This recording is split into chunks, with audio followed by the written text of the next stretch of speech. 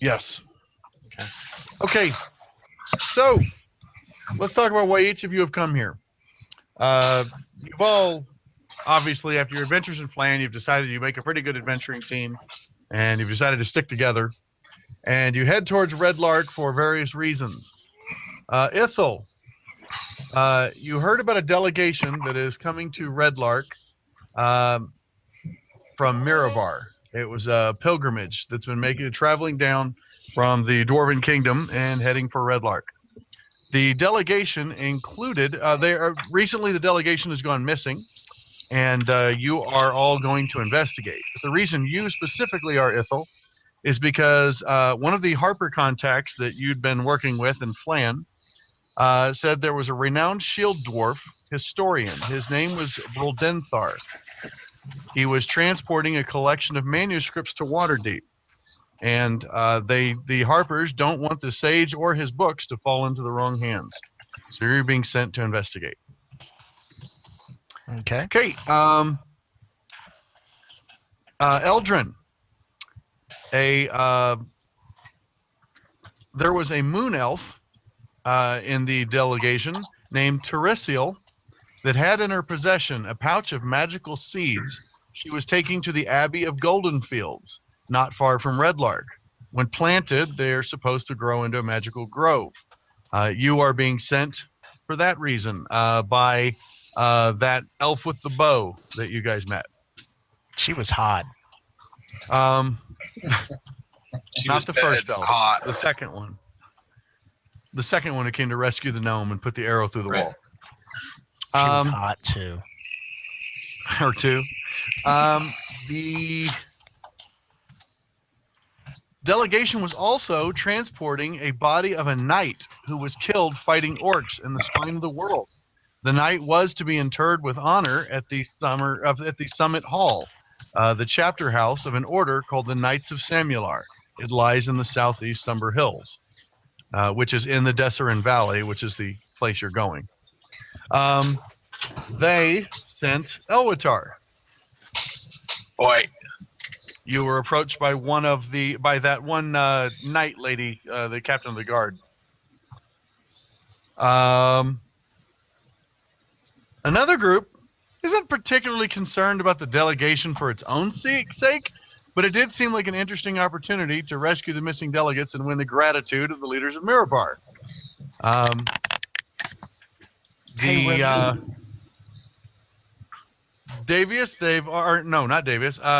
Cromwell, the Zentarum, have expressed that it could be a profitable relationship if you could get in the good graces of the Black Network if you were to lend a helping hand in finding and saving the delegates. It could make you rich. I'm going to tell them I like money. Yeah, that's what I figured. Is that everybody? No. And the last one, Merrick, you are approached by the Lord's Alliance, one of the lesser nobles of Flan, sends you because there were 3 important diplomats from the cities of in the Alliance that were leading the delegation. A moon elf from Silvermoon named Teresiel, a shield dwarf from Miravar named Rundorth, and a human noble from Waterdeep named Desenia Marjara. Okay. The diplomats were all important, and they all each carry part of a secret coded document that must be recovered at all costs. Okay. And Davius, you're not really attached to any of the 5 factions. You're kind of your own man, your own half man. And you have gone with the group because that's the people you've been running with. And there's always an opportunity to advance your own personal agendas. He likes money too. It's why we hang out. Right. All right. That's Idiocracy reference, for those who didn't know. Yeah, we got it. I know you did. I just know nobody else did. Everybody got it. Okay. I'm sorry. There's not a person here who did not get it. Maybe. We should take a vote. I wasn't listening, so I didn't. See if I can find my other picture I want. There we go. That's the other picture I want. Bloop. Oh, pretty.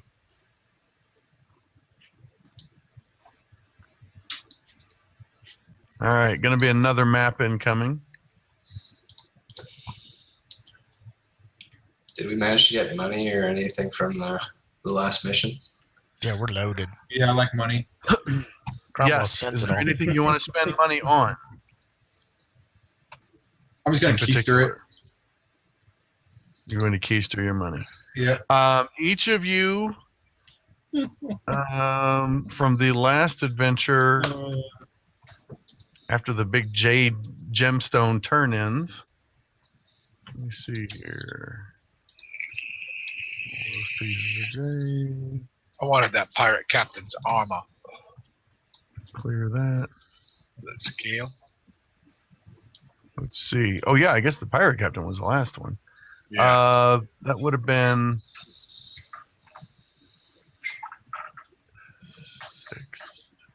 1,800 gold pieces amid all of you. Nice. Nice. Divvy putting everyone to a respectable amount of money. Nice. Okay, I've added that to all your sheets. Sweet. Am I connecting? Yes, you are, Good. because I just froze up. Do you know how to add your spells, Josh? I'm assuming you do. I know. No? Tell me once how though, and then I could probably do that in the future. Just go to in the library, pull up the player's handbook, and then you can go through the spells there. And then all you got to do is drag and drop them onto your actions tab. I need a first level in 2 seconds, right? Well, you've learned 2 new spells. Period. You can do first or second level spells. You just get to pick out 2 spells that you have deciphered on your own. Where's the library? Well, there's a button on the bottom right, just above tokens. All right, we're going to share this. And there's map number 2. Put it here. Is there a shop in town? I'd like to upgrade my armor slightly. Yes. Okay, so let's talk about what's in Red Lark.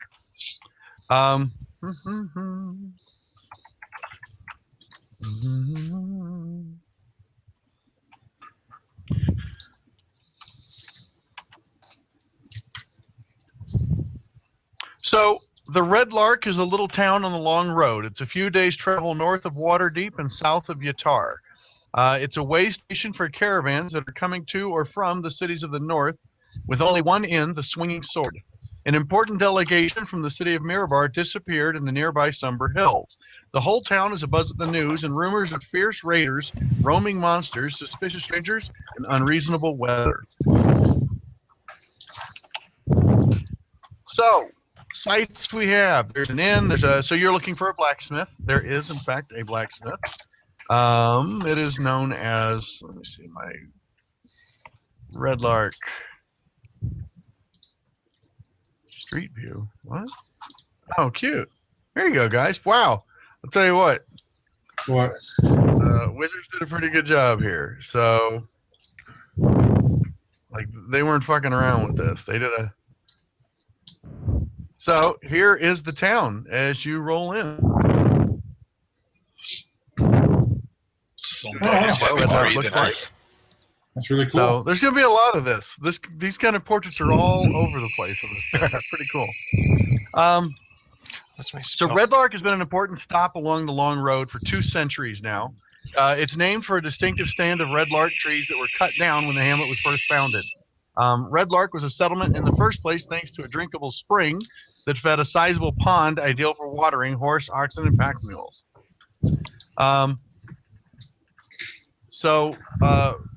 Recently, this is just what you generally know about the town. Recently, there's been some quarries that have opened up on the northwest edge of town, and they've yielded some great slabs of marble, and so they're starting to become prized in Waterdeep for that.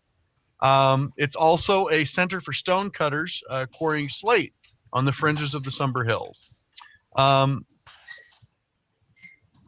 Very recently, there's been rumors of monsters seeming to roam the Desserin Valley. It's becoming more and more dangerous to be outside.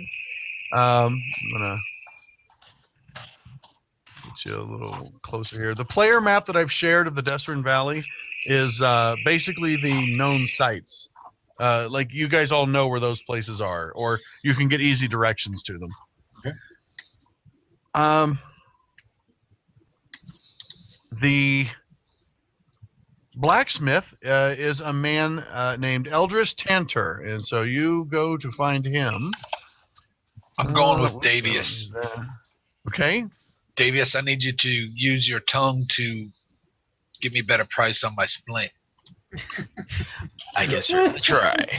Red Lark locations. There we go. All right. So, was that what I had already? I Oh, warn you okay. though, persuasion isn't my best skill. You want to head to the Tantor Smithy. So, it doesn't take you long to arrive at the smithy. Let's grab an icon that we'll use to represent where you're at. That's Eldrin. Oh, Eldrin, that's too big. Let's That's what she said. try that. Was waiting for that. Oh, Alright. man. Too easy. So, Appropriate. the Tantor Hills. Oh, not that one. Locations. DM map. Where to go? Okay. That was 7. There it is. Okay. So, you head here. Wow. That's a little small, isn't it? That's all right. It shows Oh, general. that's good. We can see. You can see where it's at? I'm just going to Yeah, adjust the It's right there on the corner. Yes. Yep. Oh, Two sizes, really big and really small. You know what? Maybe it's just that Eldrin's hard to look at that scale. Okay. It's too big for an elf. That was mean. Okay, so they're on the corner. Is anyone not going with Eldrin to the blacksmith? I got nothing better to do. Okay. sure. Why not? We'll go as a party. We'll use the only time I will is if you guys split up. We'll use separate icons to show who went where. Okay. Okay. You guys are probably going to spend a lot of time in Red Lark. Both ends of this soot-stained building are massive stone blocks that rise into tall, wide chimneys. The din of forge hammers rings out late into most nights around here. Elders Tantor is the blacksmith here for a decade and a half. He's only taken a few days off from what you hear. His children are working the forge with him. You see a strapping young man and 2 rather built, strong daughters that are all skilled smiths who are making various tools and fasteners and wagon rims and you name it at the smith. You notice they also have armor and weapons and various things up on the walls.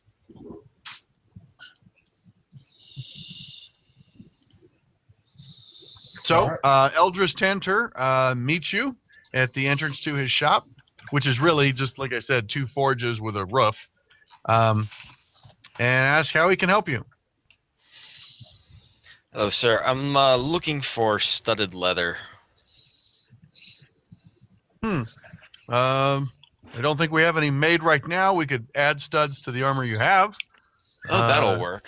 With some additional padding. It would take about a day. I could have it Alright. ready for you in the morning. That sounds He says, well, it might sound good. It depends if the price is acceptable to you. And it will cost you 40 gold pieces. To add studs. Are these platinum studs you're adding? It's not just adding what- studs. They're going to actually take the armor apart, add reinforced armor to it, and then attach it all with studs. Because studded leather is really layered leather. It has Okay. studs to hold the layers together. Would you take 35? It would take 40. I roll persuasion on that? Yeah, you can try persuasion. Okay. I've never haggled before. Don't kill He tells you it's not that he thinks 35 would be an unfair price. However, he's going to have to push back some of his other work to have this done by morning. Okay. So if you Fair want enough. it next week when you're in line, then he'd do it for 35. You want it tomorrow morning, it'll be 40. All right, we'll go with 40. Hey, Jason. Okay. Yes. was gonna ask you. I was wanting to see if I could change poison spray for something. Because after Yes, you can take a different cantrip. I have no problem with that. Okay. I have removed poison spray. Just drag the cantrip you want. Okay. I just don't think he'd have a spell that did damage directly. Oh, I got you. Hey, I'm going to ask the blacksmith if he knows of Rodenthar. Rodenthar. Can't say I do. Is he around? Is he from around here? I know most people in Red Lark. Been here 15 years. No, he's a dwarf, but he was supposed to be on his way to Red Larch. And being a dwarf, I figure a smithy is a place that he might frequent. Ah, you mean one of that Mirabaran delegation? Yes. They never made it here. When were they due to arrive? I can't say I really know. I just know that it's been a big talk about the town. Seems like nobody can buy horseshoes without talking my ear off about this delegation. Can you tell me where or who in the city that they were going to see? They were going all over. If you're looking for a place to find out more about them, Mm-hmm. you might try. Hold on. You might try. He thinks he's tapping his chin. He's not scrolling madly to find who to send you to. Slip him a couple copper. There are so many plot hooks in Red Lark. I just gotta tell you. I actually asked Josh this morning if we should just start over at level 1 because there are so many plot hooks here. We're gonna start straight at 3. So, you might check with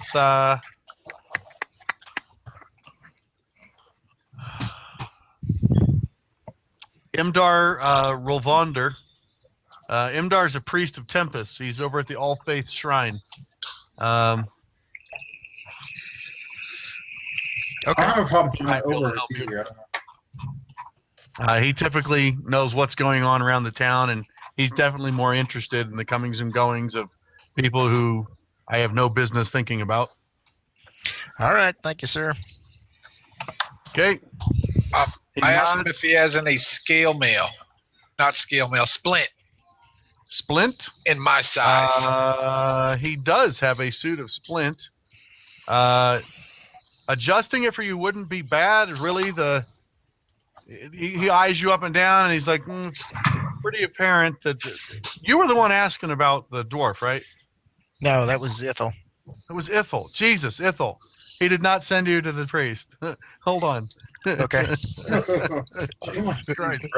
That was the wrong person. No, he tells you to go see a merchant named Endrith Valabo.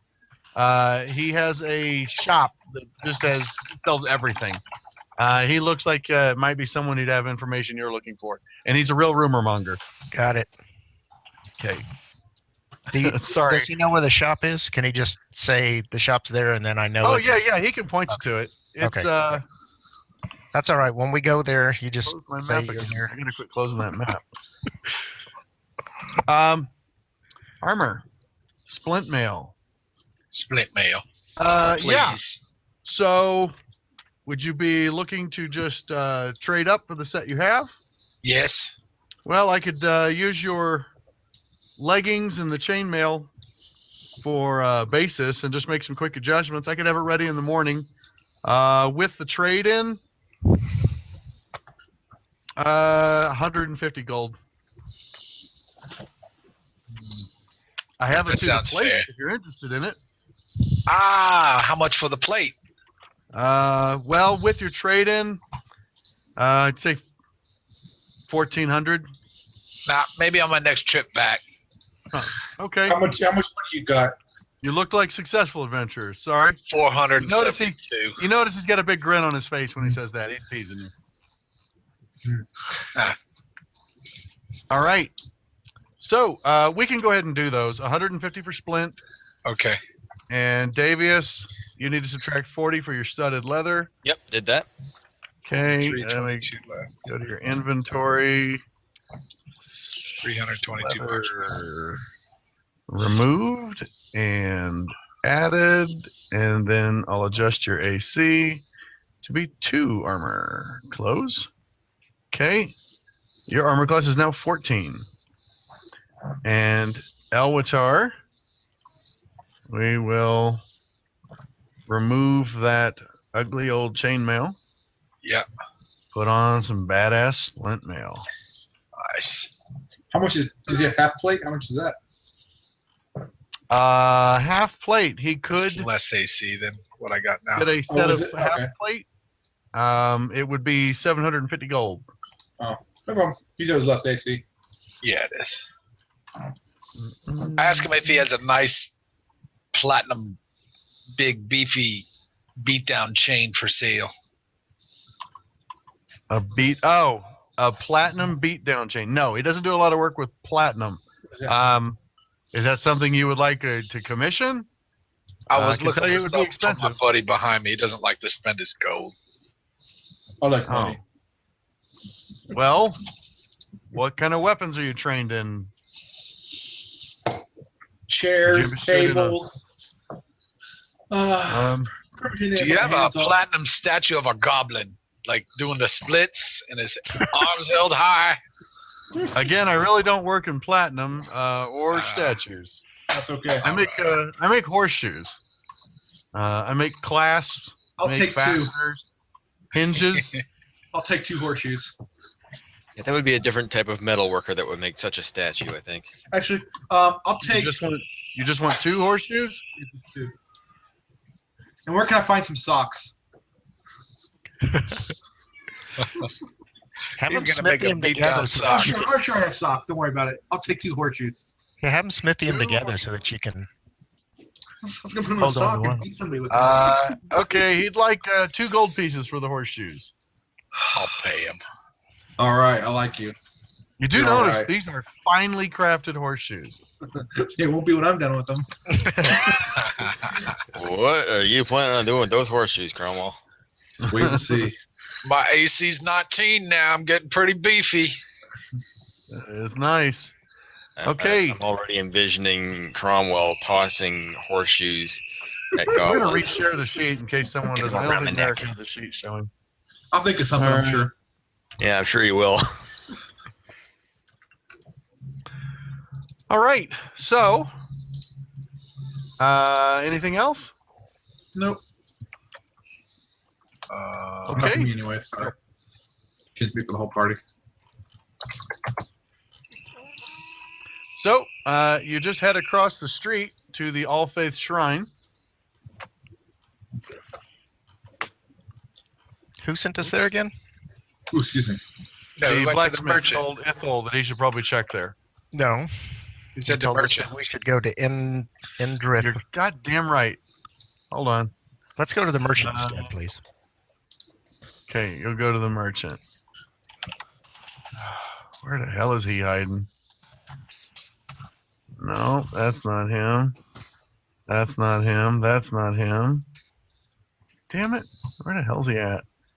I have a feeling we'll be Thought he- going to the thought he shrine was on the before edge too of- long. I thought he was on the edge of town. There it is. Bellevaux Sundries. All right. I will leave the blacksmith on the map so you can tell how far it was. Okay. So you head down the long road intersection of Red Lark and arrive at Vallevo Sundries. Aside from the bewildering profusion of doors, barrels, rotting old furniture, and tools leaning against its outside walls, this building actually looks like a private home. A small faded sign on the door reads Vallevo Sundries. Rooms are crammed to the rafters with new wares and used items of all sorts. There is a retired older man who's wearing merchant's clothes who meets you at the door and bids you to come in. He seems very excited and asks you what you're looking for. He's sure that he has what you need. Good evening, Dick fine Goblin? sir. We're a merry band of adventurers out to supply ourselves. What might you have that we could use? Oh, well, I have weapons, I have armor, I have spell components. Looks like a few of you may be dabble in the arcane. You already bought all your armor. Weapons, you say? Yes, what are you looking for? We're looking for ranged weapons, crossbows, bolts. Oh, sure. Yes, I have crossbows. One moment. Follow me.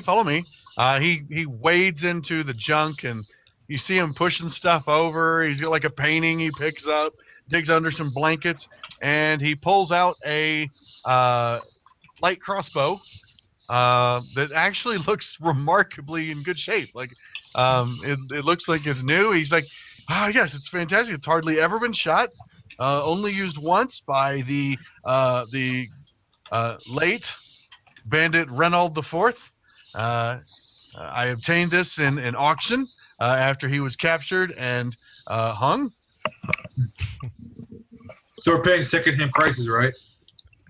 Well, sir, this looks like a fine piece. It reminds me of, well, perhaps you don't want to hear that story. It had to do with my good friend Rothenfar. But have you heard from Rothenfar recently? Ravenfar. Rothenfar. No. Wait. He's a dwarf about That yay name high. sounds familiar. Hold on. That's interesting. He goes over to the area where he was initially sitting, and you see him fishing around, and he pulls out an old book. He says, "I just bought this from a passing merchant a couple days ago. It's beautifully illuminated manuscript. It's written in Dwarvish. He can't read Dwarvish, so he doesn't know what's in it. But he just thought the book looked really cool. But what he notices is there is an inscription on the inside cover that this book belongs. I speak Not Dwarvish. belongs. You do? Yeah. Wow. That's stunning, actually. I know. That the book, here it is, was actually has the name of Roldenthar inscribed in the cover. Oh. Carmel will take a As look a at it. sage, you recognize it as a carekeeping mark. That We're it's all a gonna mark like that this says, all the- "I am not the owner of this book, but I am the caretaker of this book." It's actually a code that sages use in books. You do it all the time. Say, Sure, "I am the Charles speaks caretaker of this book, and it should be returned to me, but I should not be considered the owner." Cromwell only knows the bad words in Dwarvish. Yeah. Yeah. And where did you get this book from, my friend? I didn't steal it. I bought it No, fair no, and no. square. I understand. I From bought whom? it from a merchant. He said it was a peddler who came through town, and he told me he got it from a keelboat skipper in Wamford, which is a town that's south, kind of southeast of Red Lark. In fact, if you guys check the map, you can see it. Yeah. We should go there. Okay. I'm going to ask him if I can just kind of look at the book and say some of my friends may want to buy some of your wares. I won't take the book. I'm just going to look at it, if you don't mind. Well, I'm not attached to the book. I'm actually looking to make a profit. I could let it go for, say, 50 gold. Let me look at the book. Let me look at the book while you talk to my friends there. Of course. Sure, feel free to peruse. Maybe we can work out a bulk discount. So, Lois, is there a title for the book that we see? Can Cromwell read? Yeah, I don't have a title, Nick. Okay, never mind. It's not so much that it's titled. It's literally the title is what it is. You look at it for a little bit and realize that it is a. Hold on, scroll down. It's a genealogical history of the dwarf clans of Mirabar, or at least it's part of it. It's not all of it, obviously, but it's just the genealogy of the dwarves of Mirabar. Mirabar is a dwarven city in the north that is actually comprised of multiple races. It's dwarves and humans primarily, but lots of races are present there. It's kind of a unique city in that way. I want to tell the guy it's not really worth much. I mean, it's just a book about the guy's family history, genealogy, all that's for order. I'll tell you what, I'll do you a favor. I'll trade you these 2 horseshoes for the book. But I was really looking forward to using these horseshoes. But I think the guy probably wants it back, so I'm going to do him a solid. I'm offering 2 horseshoes. Well, they're for nicely it. made horseshoes, and he compliments your horseshoes. He gives you a compliment sandwich. He's like, "Wow, those are very nice horseshoes, and I can see they are of exquisite craftsmanship. I'm assuming the smithy made those." I unfortunately I don't think they approach the value I'd need. Maybe if you threw in, maybe 40 more gold, 48 more gold, Ugh. How about a sock? and I can put the horseshoes in it for you. And while I do respect that you may have a horse who only has 2 bad shoes, I would need 4 shoes if I was going to purchase horseshoes from anyone, not necessarily you. I would actually require 4 horseshoes before I would make a deal.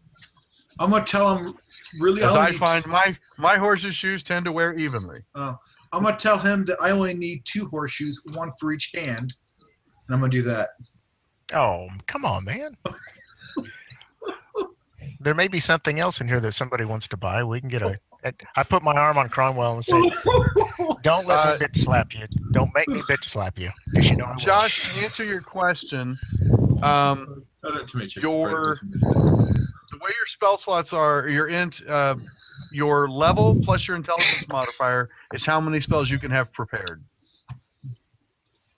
Right, but Period. It doesn't affect how many slots you have. Although your arcane recovery power allows you to regain 2 levels of spell slots with a short rest. so wait, I can only have 5 prepared. 6. That is Right? correct. Or- His int is 14 or That's 15. good. Because I have a Min-maxed. first, second level. I'm confused. How? So I can have 4 first level spells and 2 second level spells prepared, but I can only cast 5. But I can't use the same spell over and over, can I? Yes. This, This is modified Vancian casting. Oh, You pick a list of spells that are ready, and then you can cast your spell slots, period. If you use a second level slot to cast a first level spell, frequently it's the effect is boosted.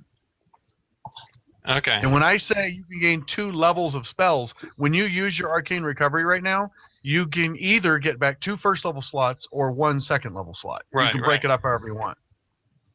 So yeah. So the ones you have check marks on are the ones that are actually memorized right now. But I think you have too many prepared right now. 2, I 3, have 4, 4 5. firsts and 2 seconds. No. Yeah, how many you can actually have prepared, ready to cast?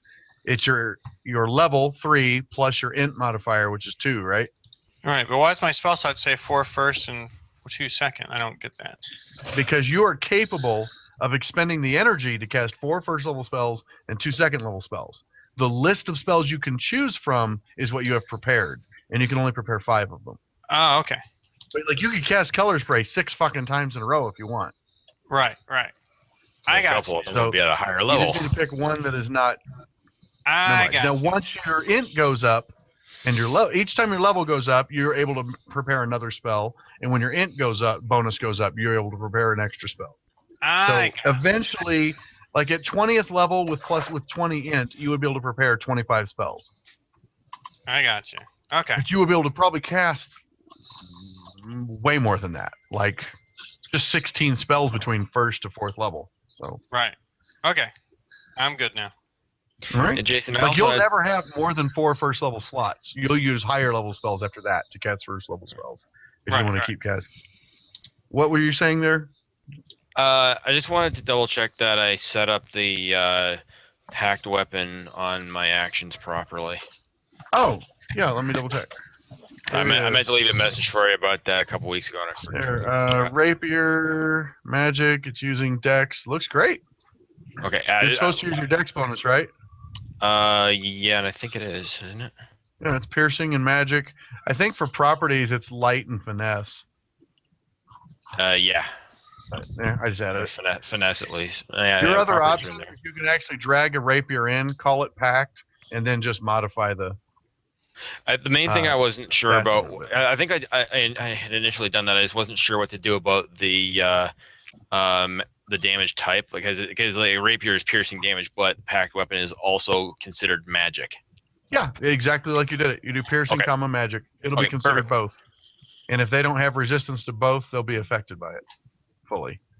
So that's what's nice about magic. Magic will just override it. Okay. Does anybody else want to inquire what Endrith has for him? So I did roll an intimidation check to Jason. I told him Yeah, you rolled an intimidation check. I only need two, one Uh, for each hand. Is what I told him. No. Well, he asked you to leave. He does seem intimidated, but he asked you to leave. He's like, the rest of you can stay, but you, I'm sorry, are not welcome in my home. Come on, Cromwell. Let's go check out the mercenaries. Dick. I'm gonna leave. Okay. Just looking around the shop, is there anything that would catch my interest? Anything related to my brand of magic? Everything he has here appears to be mundane. Okay. No, especially not for you. There's definitely nothing related to the old one. So, back when we fought I forget his name, Ixis or whatever, we went into that castle and I picked up a book on Arcana. yes. And I have that book, and I want to ask Endrith if he would consider trading books. Well, your book looks amazing too. You happen to know that it's not worth nearly 50 gold. Right. But yes, he agrees to trade you. All right, then I will trade him. Okay, because the cover on your book actually probably looks a little cooler. So, all right, he agrees to trade you, and you obtain the Dwarven Book of Genealogy. Okay.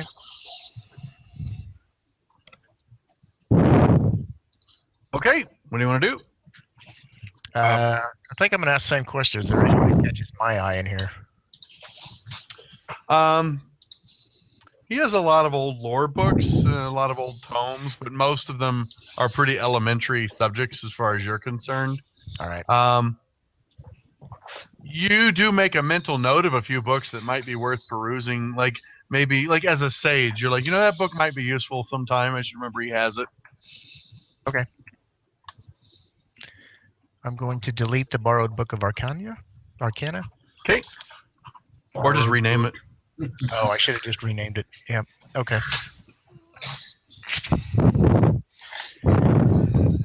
Crom and I are so- going to go to the mercenaries hall.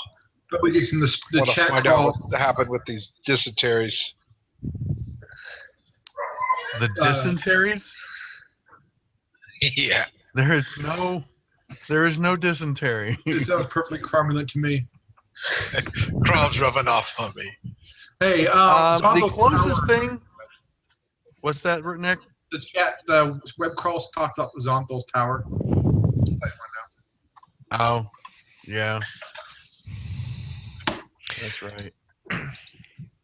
Crawl. For Twitch. Yep. Okay.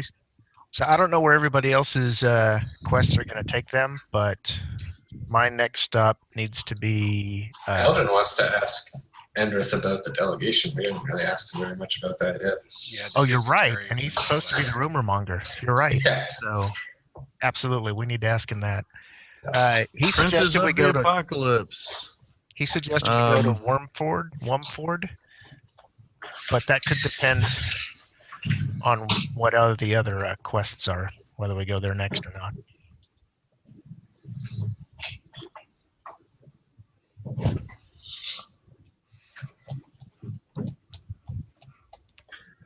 And updated. There you go. Jason, did you say that Red Larch is north of Waterdeep? A little bit, yeah. Okay, because Not like due north. Like it's like northeast. Wumford is south of Red Larch. And if that delegation was on their way to Waterdeep, I'm wondering how they made it this far north. Mirabar's farther north. Oh, okay. Mirabar is very north. It's up near the spine of the world. It's actually next to the other Advar and Mithril Hall. So My point is the delegation. all those kingdoms are up north a ways. Okay, that's fine. I'm not going to overthink it. So yeah, they were coming down south. One of their destinations was the Summit Hills, which is actually here in the Desserin Valley. Okay. So at the Mercenaries Guild, I'm going to ask about the delegation and any of the dignitaries that didn't arrive, if they have any information as to possible reasons why they didn't arrive. Well, the closest thing they have to a mercenaries hall would be the tavern in town, which is called the Helm at High Sun. Let me move you guys over there. The Helm. The Helm. Fine poultry. The smithy.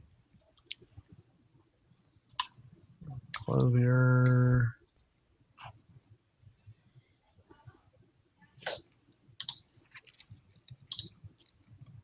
I have so much trouble finding these. I should just break out my DM map, then I would be able to find it. So The swinging sword, the helmet high sun. There it is. who are we Okay, missing is on? everybody going, or is this just Elwatar? And Kobo. I think the rest of us still wanted to question Andress or whatever his name was. Yeah. okay. Repeat your question for me one more time, Scott. I'm sorry. No, I think we were going to question him about the delegation a little bit more. But Okay. My other question Um, is somebody seems to be missing from the Merrick seems to be missing from the combat tracker. Oh, he is, and now he's not. Yeah. So that's really all he knows. He did hear some folks at the swinging sword were talking about Sorry. some folks at the swinging sword were talking about it a bit, and he also heard some people at the owner of the bathhouse. You might check there. And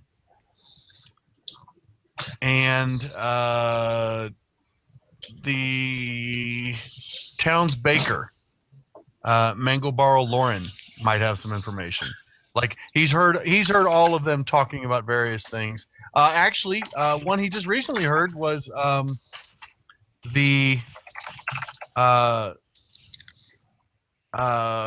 he was over at the, or no, I said the bathhouse. Yeah, when he was over at the bath near the bathhouse, it's a clothier as well. When he was over there, he heard some mention about the delegation, but he really suggests just you can check out just about anywhere. Most people have been talking about it, but that's all he knows about is the book he bought. He did hear one of the shepherds outside of town was talking about something weird. Last time I saw him, he was down at the barber earlier today, going on about it. Okay. I guess we catch up to the other group. Okay. As you get to the helm at High Sun, across the road from the Swinging Sword Inn stands a ramshackle two-story tavern. There's rusty metal grills covering its small, dirty windows. The tavern's name is very, very clearly printed in large, simple letters on both sides of a jutting wooden sign. Atop the sign is a rusting, oversized adornment. At first, it looks like a warrior's bucket helm with two eye slits, but as you get closer, you realize it's actually just an upside-down wash tub.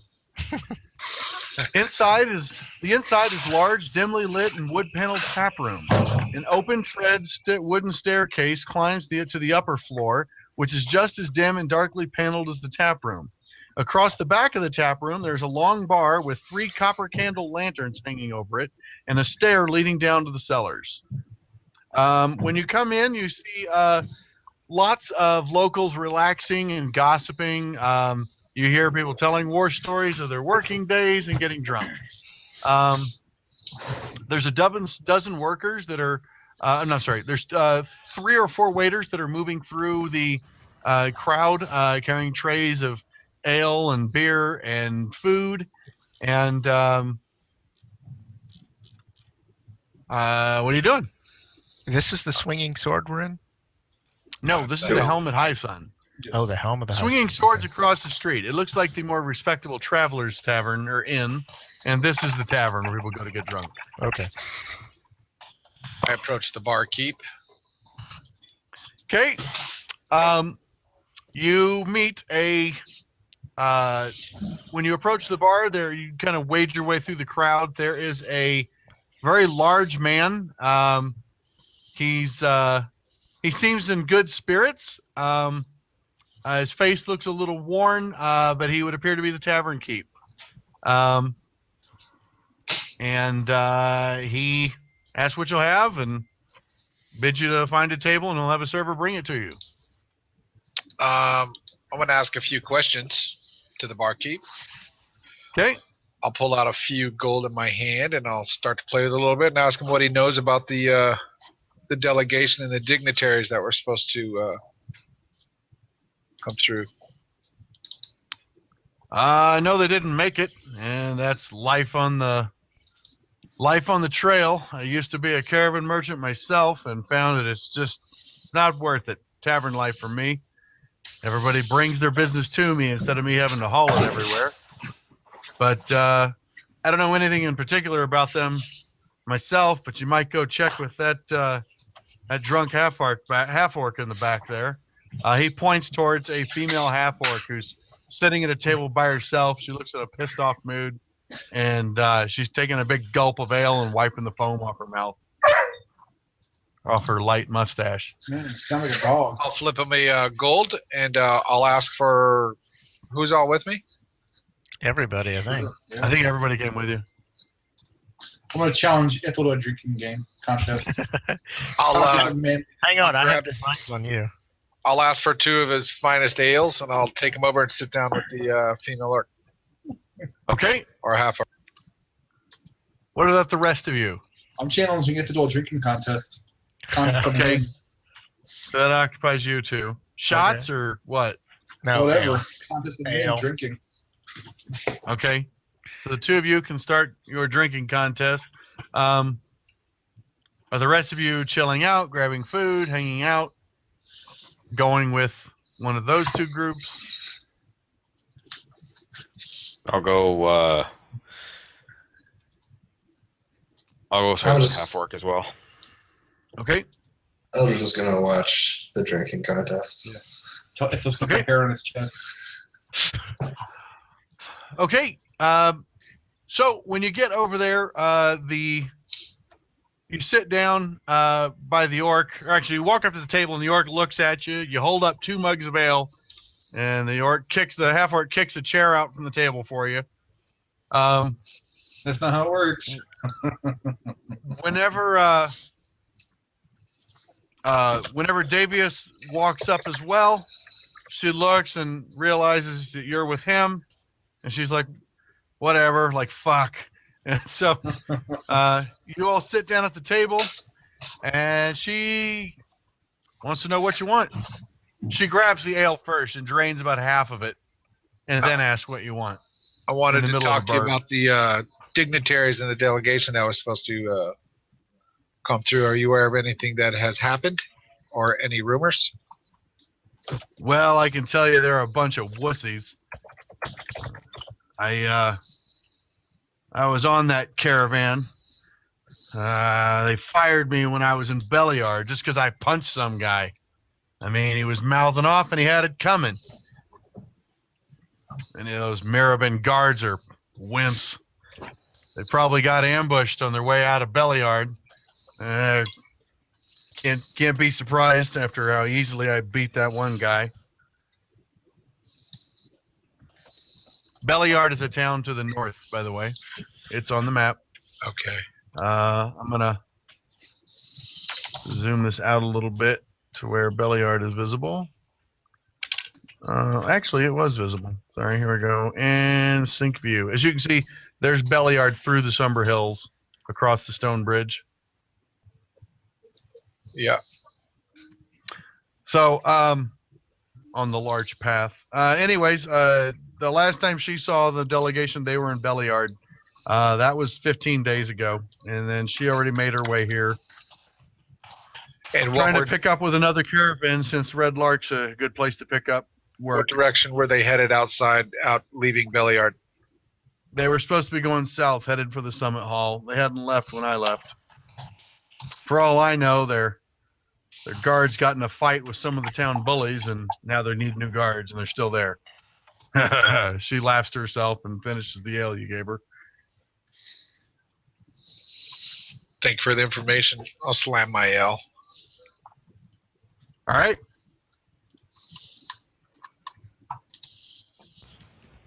I relay that information back to the rest of the group. They're somewhere in between Belliard and Summit Hall.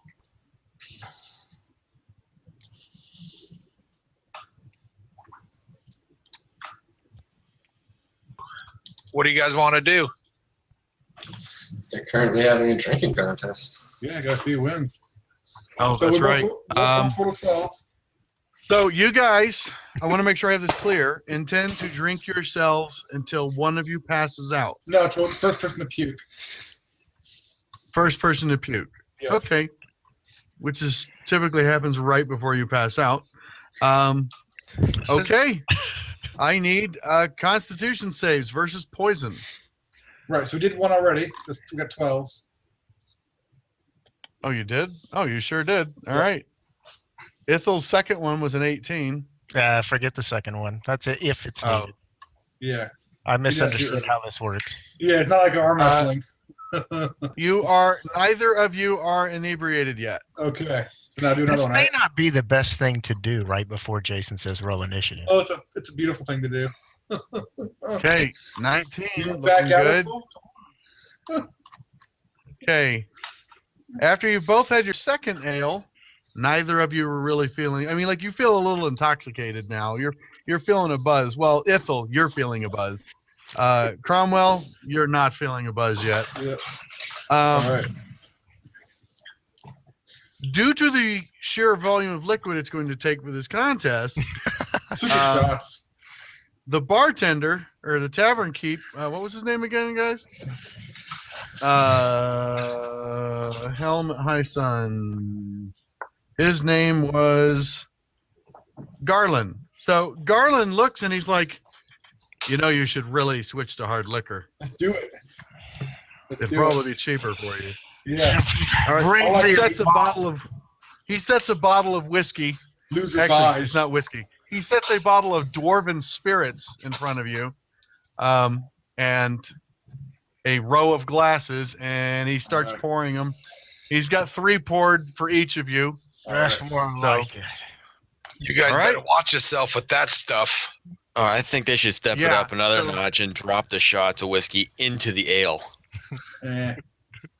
I'm too cheap Actually, for that. Davius does throw that out, and the bartender's like, that would speed this up. Actually, there's a couple people now that are starting to gather around and place bets. They've some people cleared away. They set you at a table. The bartender looks at Davius and he's like, "You've got the tab." Yeah, I'll do that. Or loser Okay, pays. and he Loser sets- pays. He takes a large tankard of dwarven spirits and sets it up on the table Nice. so that someone can keep filling shots up. All right. Okay, so hold on, I got to think here. All right, next save. Come on. Oh, that's bad. That's really bad. Ooh, that's Okay, good. Cromwell, you're feeling it. Ithel, Okay. okay, first off, as you guys drink it, you're not sure if you're it's like you're drinking fire with a bunch of water. Okay. Like the ale tastes so tame now compared to the dwarven spirits. All As right. it hits, it's almost thick. It's like drinking cough syrup, Okay. except if it was like 90 proof. It burns. In Cromwell, it hits you quick. Okay. You're more of an ale drinker. They didn't give a lot of liquor to the pit fighters. Typically, like if you were good, you got a mug of ale, and then Alright. you were back to water and rice. So it kind of hits you a little strong. Okay. It's strong, but it might be just that you're at that point where you're so drunk right now you're not feeling it. Nah, my mother so- used to make this stuff all the time. This is fine. Okay. Nice. So you guys continue drinking shots. It's not really one at a time. This is time passing. So you're about 10 Uh-oh. minutes into this drinking contest. I'm in And trouble. Ooh. Cromwell, you're starting to hurt. You are Okay. you are drunk. Okay. And Ithel, you are very drunk. Ithel, I'm going to tell you right now, you had that Bill Cosby moment where your brain goes, "Do not take another drink." Cromwell, you're feeling a little queasy, Yeah. but you're still holding it down. Ithel, you like swallow some puke. You're like, I'm good. Yeah. And Davius keeps pouring. All right. Shots are in front of Do you. this. You ready? Are you ready? One more. Just Same one time. more. Same time. Okay.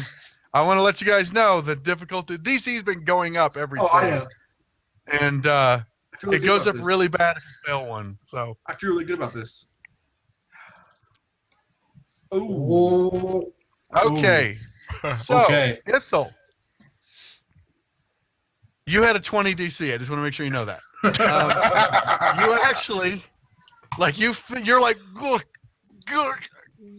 like you're just barely gagging it down.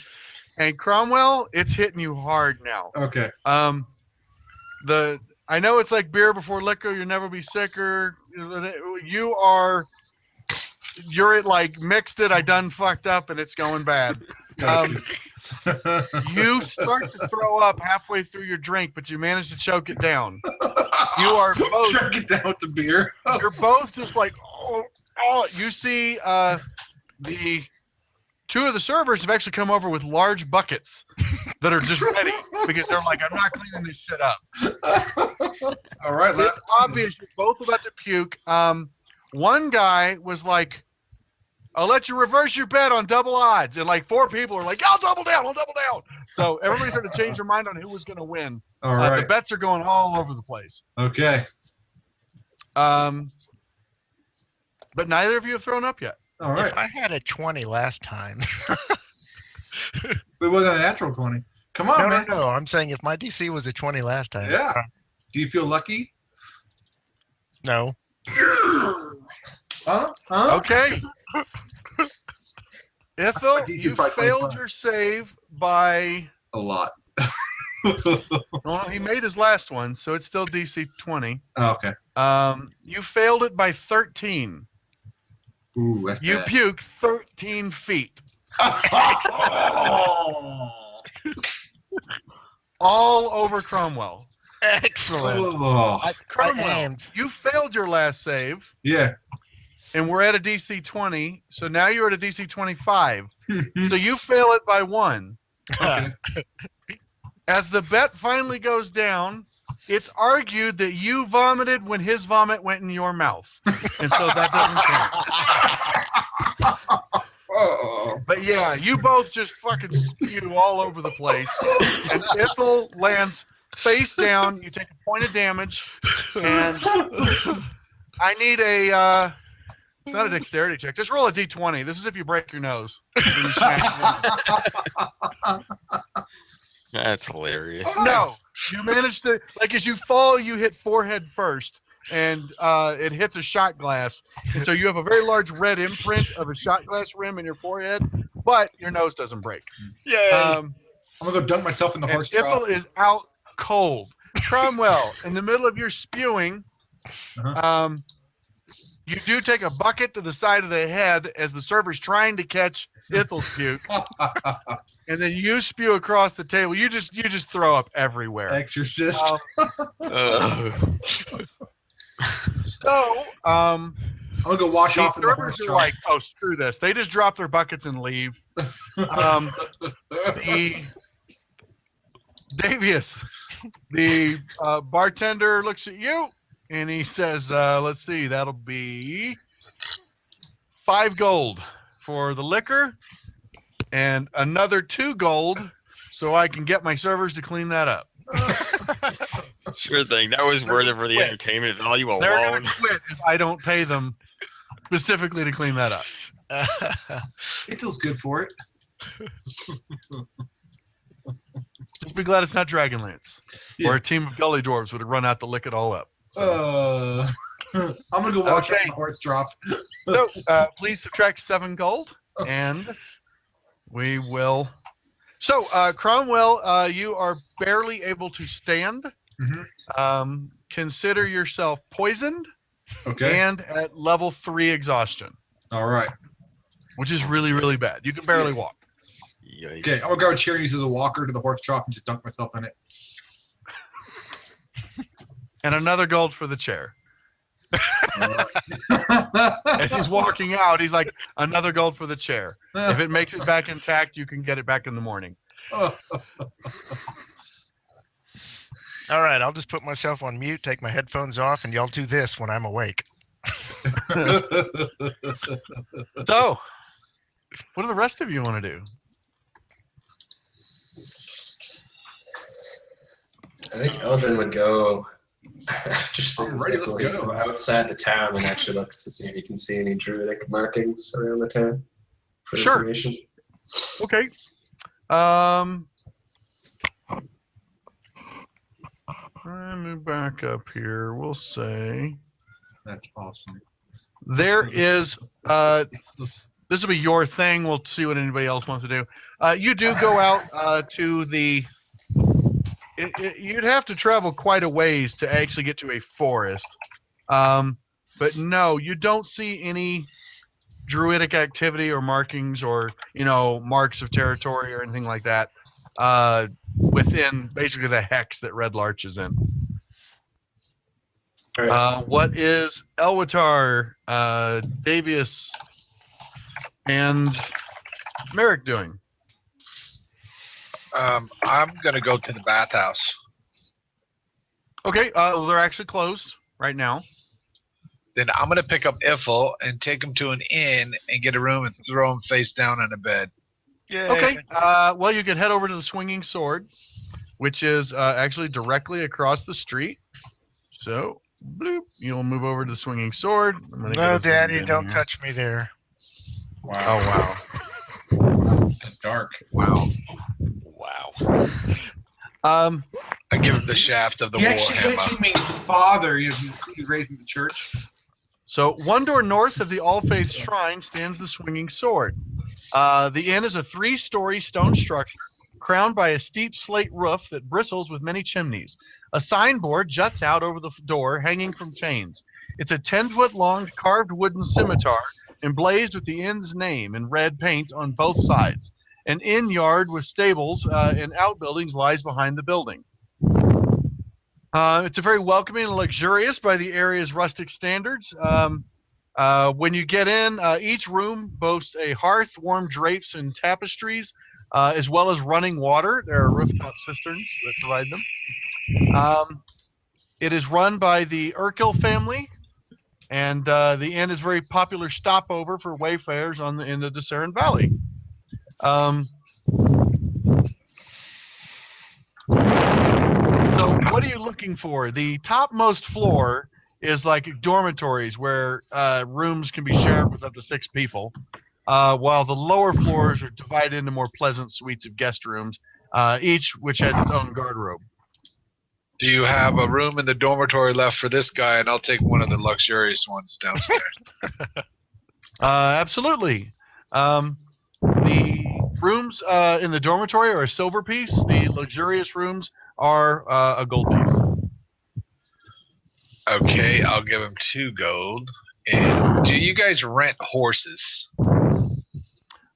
We do not have spare horses. We do normally rent them, but most of our stock was bought up by the last caravan that went out. It's not real uncommon. Is there a place in town that does, besides you? Actually, us. If you checked back within the week, we'll probably have new stock coming from Waterdeep. But as of right now, no, I'm afraid we don't have horses to rent. Okay. Will you be staying long, or is this just overnight? Overnight, most likely. Okay. You've drastically overpaid me for the dormitory. You look to be an adventurer. Do you have other company? Indeed, I do. There'll probably be 4 more persons following behind me. Shall I show them to the dormitory then? Yes. Okay. If you like, I can have some of my I can have some of my errand boys take him up if you don't want to bother. Yeah, that'd be great. And a meal, please. Absolutely. Will you be having fish or steak tonight? Steak, please. And would you like that in our dining hall, or would you like it taken to your room? To my room. Absolutely. I will have Podrick here show you the way, and we hope you have an excellent night and enjoy your stay at the Swinging Sword. Make sure you keep my buddy here hydrated. Absolutely.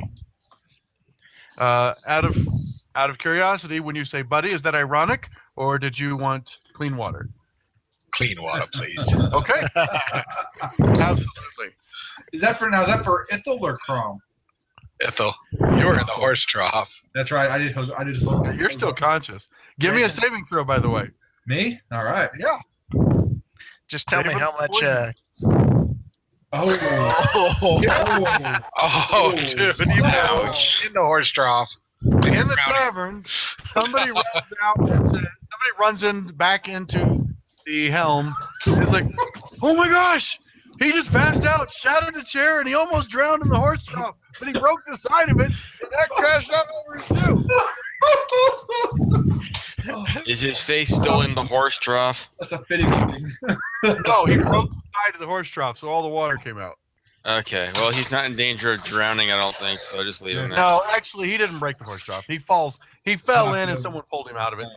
He is just laying down in the mud now, Yeah. next to the horse trough on a broken chair. Cromwell's kind of mumbling, "Still won the pussy." No, Cromwell's saying nothing. Oh, Cromwell, okay. is Cromwell's unconscious. I guess it's the one that's Cromwell is in a coma. okay. Like the kid who pulled you out of the trough put you on your side so you wouldn't choke on your own puke. Glad I came for my gold. I think we go missing while I was unconscious. Yeah, I was going to ask Jason, how much of my gold should I just get rid of right now? Well, I don't believe you were paying for damages. No, I mean, Unconscious. Davius is the one paying the tab. 2 gold. That's all you spent. Everything else is included with your room. You got the deluxe suite. When you get in, it's nice. You have a great big bed. There's drapes and tapestries. Like, it's really nice. And there's a very ornate, like, cherry wood cabinet for your How does the loser clothes. get it better than the Place to than the hang your winner? armor. I mean, it's really nice. No, I do. Ethel has the dormitory. No, Ithel's Oh, upstairs okay. in a 3-bedroom. Okay. I want to pay Yeah, Josh, your mouth breathing. the errand boys a gold to split to at 4:00 in the morning with pots and pans. They need to wake up Ethel and whomever else comes into the dormitory Oh God. as loud Yeah. as possible. They're like, we'd almost do it for free, but we don't want to be rude, and they take the gold. Okay. Perfect. All That'll right. teach them to drink the dwarven spirit. So, Davius, the bartender just looks at you and he's like, "So I'll keep that last gold." Yeah, you might as well. But this is I'll make you this deal. test. I actually won my bet there too, so you drink for free for the rest of the week. Oh, great. Well, thank you. He's like, "No problem. I made a killing off your friend." Oh, I'm sure you did. All right. Is Josh still there? That I'm means here. when Okay. when Cromwell challenges you, the whole contest is half price. That's a good point. Here you go. A halfling to drink contest is not even fair, though. Pretty good. Think about that. Okay. So,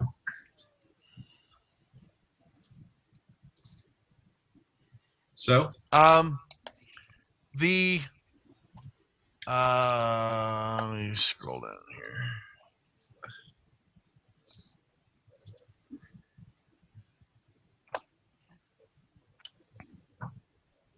Da-da-da-da.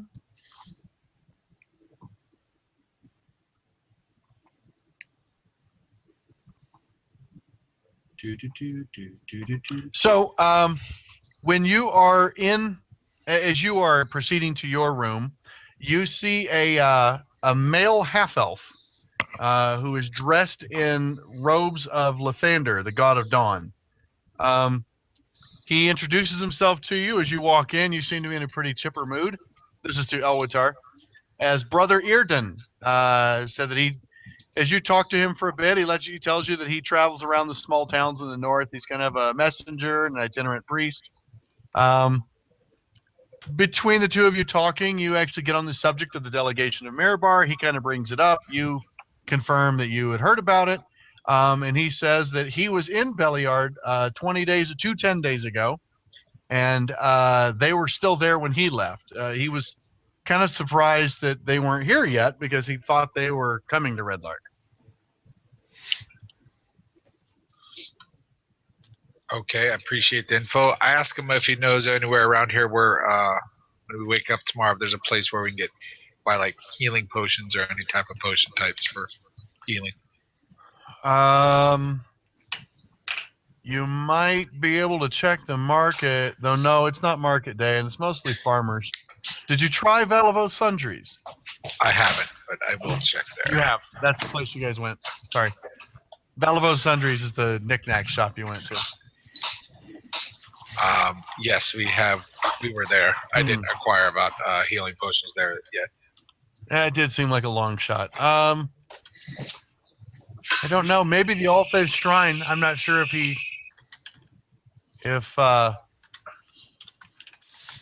Brother. I'm not sure if Brother Relvander sells potions. I don't believe so. So I asked Brother Earden, which path did you take to come down to Red Lark?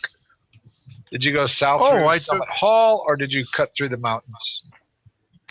Well, just so you know, they're hills, not mountains. Hills. They're rolling hills. They definitely wouldn't be called mountains. I cut straight through the Somber Hills on the Lark Path. I was in Westbridge. I made my way down to Belliard and across the Stone Bridge. Magnificent sight if you've never seen it. And then I decided I had to see it again, so I made my way back across the Stone Bridge and came to Red Lark. I'm probably going to be heading south down to Wamford next.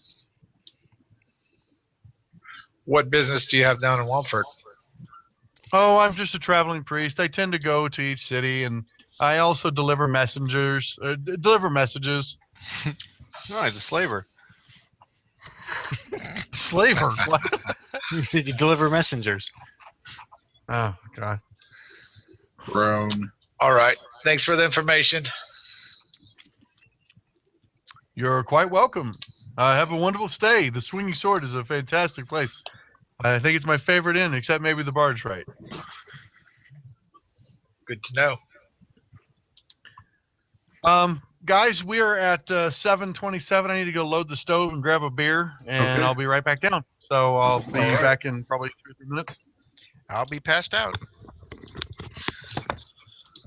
So we know the dwarf in delegations, some of their possessions made it as far as Wamford. Yep. Do we know what direction they were heading from? Like, was it Summit Hall or the Iron Road? They were coming, the delegation was coming from Miratar, which is north of Red Larch, Oh, right. So why are we looking for the delegation? because we're looking for That's the quest. Dwarf Rodenthar, who was transporting a collection of scrolls to Waterdeep. And the What's that town you're talking about? What's it called again? Wamford. It's south. Oh yeah, no. Yeah, I thought it was some town to the north. No, Yeah, Mirabar's really. not on the map we have. Oh, okay. Yeah, Mirabar's Mirabar is a lot farther north in this area. and the Harpers asked us to look into it because they don't want what he's carrying to fall into the wrong hands. Gotcha. However, Okay. So they disappeared. He's lost the book, so the odds are pretty good that what he was Yeah. carrying, those scrolls, have fallen in the wrong hands. What I don't understand, what I asked Jason, and I think it's just a classic case of overthinking it. Geographically speaking, if Mirathar is north of Red Larch, and Red Larch is north of Wallen Wamford, yeah. Wamford, and Wamford is north of Waterdeep, and they were traveling south. How did the book make that jump around? Is he in Red Larch Wamford or and is he then in the come North back? Place? I thought the guy said he was going to Wamford. I mean, they were traveling to Hold Summit on. Hall. They were- This so the orc said they were in Belliard. That's where he saw them last. Yeah, you said they were heading to Summit Hall from there, I thought. Right. They were heading Which to would- Summit Hall, and Okay. maybe Take somewhere them around between and- there, they got pummeled, and in Wamford, that's where The book. the book ended up, and it got brought back up to Red Larch. Okay, Yes. I missed that because I was drinking. Yes. Yeah. And didn't the guy say he bought it from a peddler who said he got it from a keelboat? He did. He got it from a Yep. So, I mean, captain. someone's Follow the was gonna river. keelboat on the probably. river to get to Wallingford if Yep. they went to move somewhere else. So or probably, something. somebody probably took the river then and bought the keelboat. Yeah. Well, then why were they expected in Red Larch if they went to Belliard and got waylaid there? Maybe they had to go to Summit Hall for just to stop by for something, and they're gonna keep Yeah. the Red Larch after. Maybe that's a big long backtrack though. Well, they might have had to I stop mean- at Belliard, and they were going to backtrack just like that priest did to come. That elven priest I just talked to Yeah. came through the hills. Could be. It might be useful, and I guess. Never mind. I'm passed out, so I'll role play this and not proffer my suggestion on that case. No, you're fine. So But that I think makes- the given what- logical path would backtrack up to the large path, up to Belliard, and then Mhm. down towards Summit Hall. Probably. Okay. Do some backtracking almost to follow their path where they were at. I mean, touch base with people in Belliard, see if they actually left Belliard and which direction they went. Okay. We need to take a long rest because I need my hit point back. Yeah. And I We're need to resting wake now. up. Yeah, we're Oh, resting. you're gonna sleep so hard for 4 hours, it's not even funny. Kidding. We'll have to wait Probably- for that armor anyways. Yeah, You're right. you probably won't even remember what happened the day before. There's no way he beat me at drinking. I did. No, there's no way. I don't remember that. Uh-huh. Let's do drinking time then. Neither of you guys remember what happened. Let's do it again. Let's just do it again in such a time that I don't lose, half a day. We'll do it at the end of the day.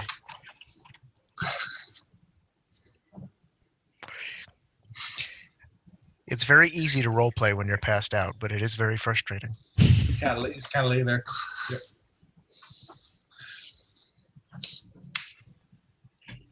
And they don't have any horses. We're gonna have to hoof it. But thanks for taking care of me, Merrick. Yeah, I know they left the winner out in the freaking street. What's up with that? Okay, I am back Don't threaten us. with my beer and a pork chop. All right.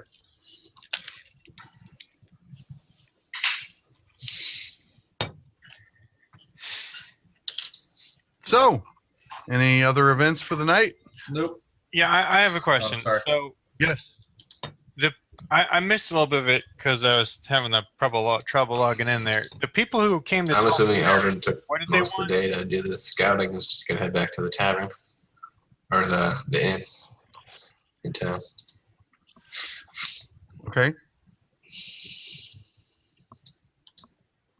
And we What have was two your- passed out people. What was your question? My question was, you said 3 different people came to meet Merrick, but I don't really remember. I was kind of trying to log in. So, what were they wanting? 3 different people. Yeah, a delegation from something. I don't know. So there some from the Moon Isle or Moon Yeah, we- Sea or We mentioned they were asked by the Moon the Elf. Harpers asked us to Oh. find them. Oh, the Lords Yeah, the Alliance Harpers talked to We're interested in Merrick 3 of about- the delegates. Okay, that's all they wanted. Okay. Yeah, that was just some of you have different motivations for being here. That's what we were really covering.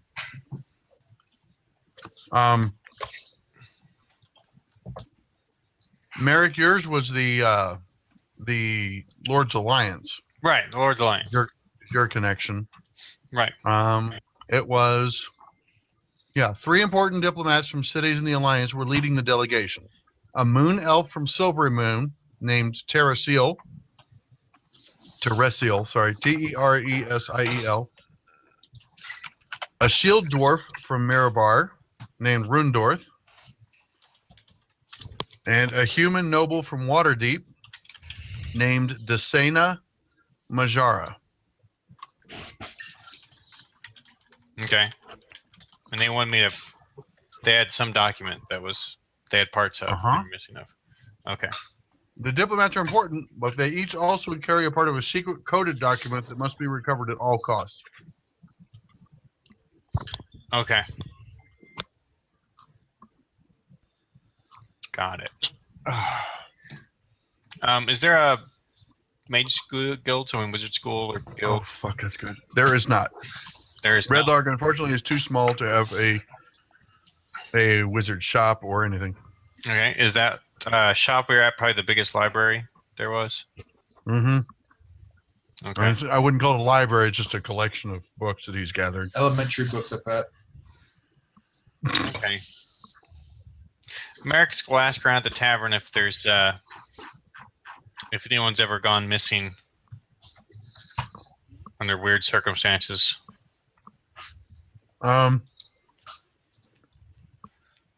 Well, we don't really venture out. There's been a lot of monsters lately out in the valley around Red Lark. But Specifically, he wants to know if anyone they've been affected by the wild magic at all. the wild magic. Yeah, I don't know what you're talking about. wild magic, like random portals and. Oh, they. No, the weirdest thing they've heard happen right now. Well, I guess it depends where you ask. If you go to the boarding house, those ladies there will cook up some stories, but you can't really lay a lot of trust in what they're saying. They'll say anything if it gets you interested. But down at the barber, one of the shepherds is in town right now, and he won't shut up about something he found. Something about graves. Okay, I'll go talk to the shepherd then. Okay, well, it's getting late, so you can head to the barber. As to whether or not he'll be there, I don't know why I didn't just keep the barber. No, is that it? The barber's probably not there. He's known to cut out early. Yep. There it is. Galekers.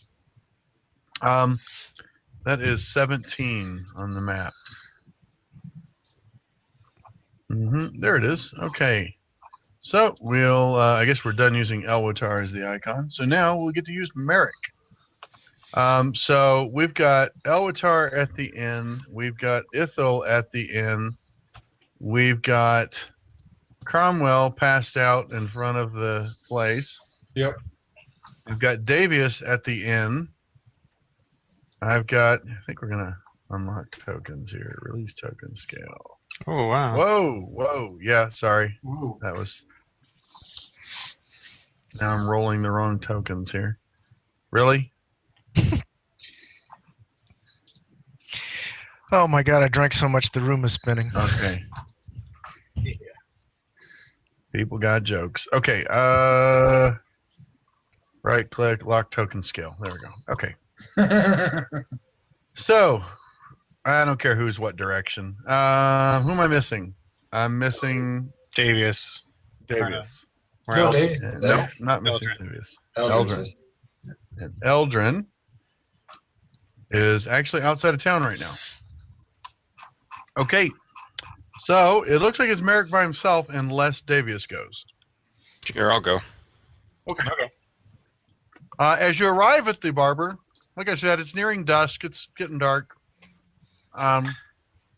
It's still lit up. It's a seedy wooden building. As you get inside, it's a cluttered shop full of lounging customers. Most of them are men who seem in no particular hurry to be waited on. There's old hair clippings trod underfoot and on the sagging board floor. Ooh. You got there just in time. You shaved that one close. Who looks to be in charge?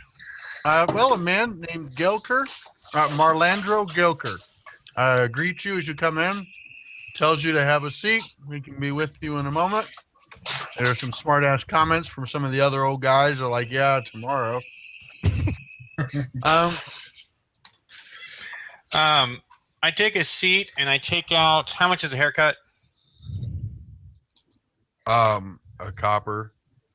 Okay, I Thank you, take out a Copper. couple gold pieces and set them on my chair and start cleaning them together. That's only half price for him, right?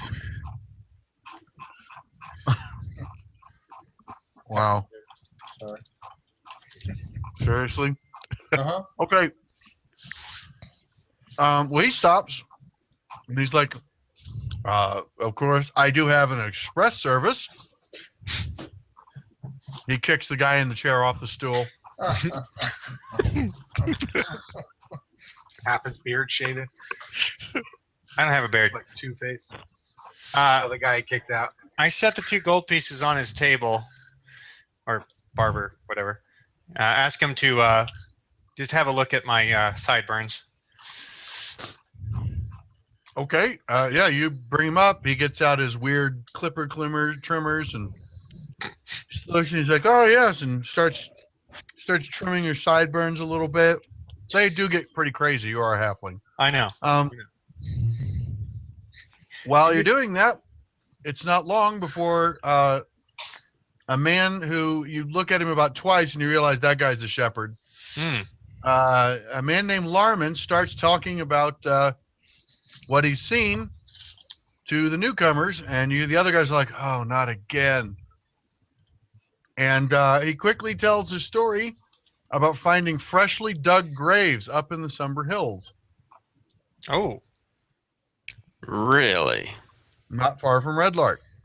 According to his story, he was out tending with his sheep, and he was moving across to a new pasture.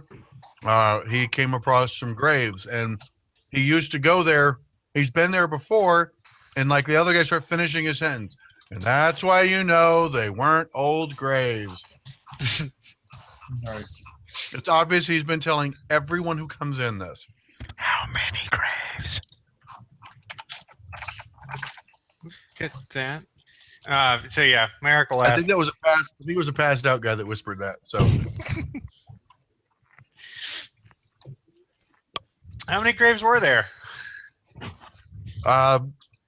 he starts going like this. You can tell counting's not his strong suit. He's more pretty than sure it two? was 4. How many were in the delegation? Oh, dozens and dozens, Oh, okay. counting their guards. You didn't happen to check the grave, did you? He seems shocked to imply that he would dig them up. He would exhume the bodies. That's how you get ghosts. He says it just like someone would say that's how you get ants. Yeah, nice, Jason. Quite right, my good man. Just making sure we're on the same page there. That could be how you get ants too, though, for that matter. Could you tell at all how long these graves had been dug up? They were fresh and shallow. The ground hadn't settled at all. I would say less than a week. Okay, so no really awful smells then, beyond the usual couple days. Mm-mm. Okay. You two look like adventurers, maybe. Perhaps. We are. I could take you there if you wanted to see. I know it means trouble. Well, we wouldn't want to put you out, but we would appreciate a guide there, maybe in the morning. Oh, of course, absolutely. Of course, I don't have anywhere to stay the night. Oh, you don't have room at the inn? Oh no, not on a lowly shepherd's salary. I'm sure we could help you out with that. Oh, that would be excellent. Although I don't do well in the dormitories. I find that the beds there just aren't good for my back. They do have much better rooms.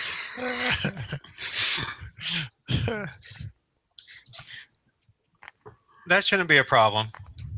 All right, he seems really excited. Did Elwator just roll his Warhammer attack? Looks like he did. Practice swings in his room. Okay, well, if there's nothing else, we should probably get heading back to the inn, Davius, and maybe see after Cromwell. Was Cromwell in the inn? Last I heard, he passed out in the horse trough. Well, we want to make sure he found his way to the dormitory. Well, we can make sure. Woodar's working out in his room in his underpants, swinging his warhammer around. You could just have to have the you could have the shepherd look after Cromwell. He'd be used to that. Nice. Quiet from the past, that guy who lost the drinking contest. Really, nobody won that. Oh, I Except the definitely bartender. won. The only one who won was the bartender. So is Cromwell awake? What's his status here? I can make con check over too. So when you get back, Elwatar is still out cold, laying on the ground. Am I awake? Cromwell. No, you're out cold. Oh, okay. You rolled a natural 1. Yeah, but I just rolled a natural 23. He's still out cold, and it looks like some of the seedier kids in the neighborhood have taken to drawing all over him. Oh, Well, I can promise you they won't find my gold. Are any of those kids still around him? They're running away as you guys come up. They're like, "Oh, look, someone's going!" And they go running off.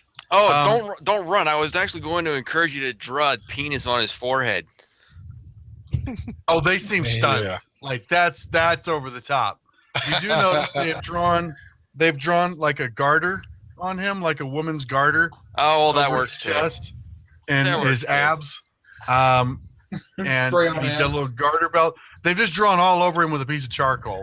Nice. Well done, young sirs. Have yourselves a great night. They're like, "You're awesome." I'll ask the shepherd to help carry him with to the inn with us. Okay.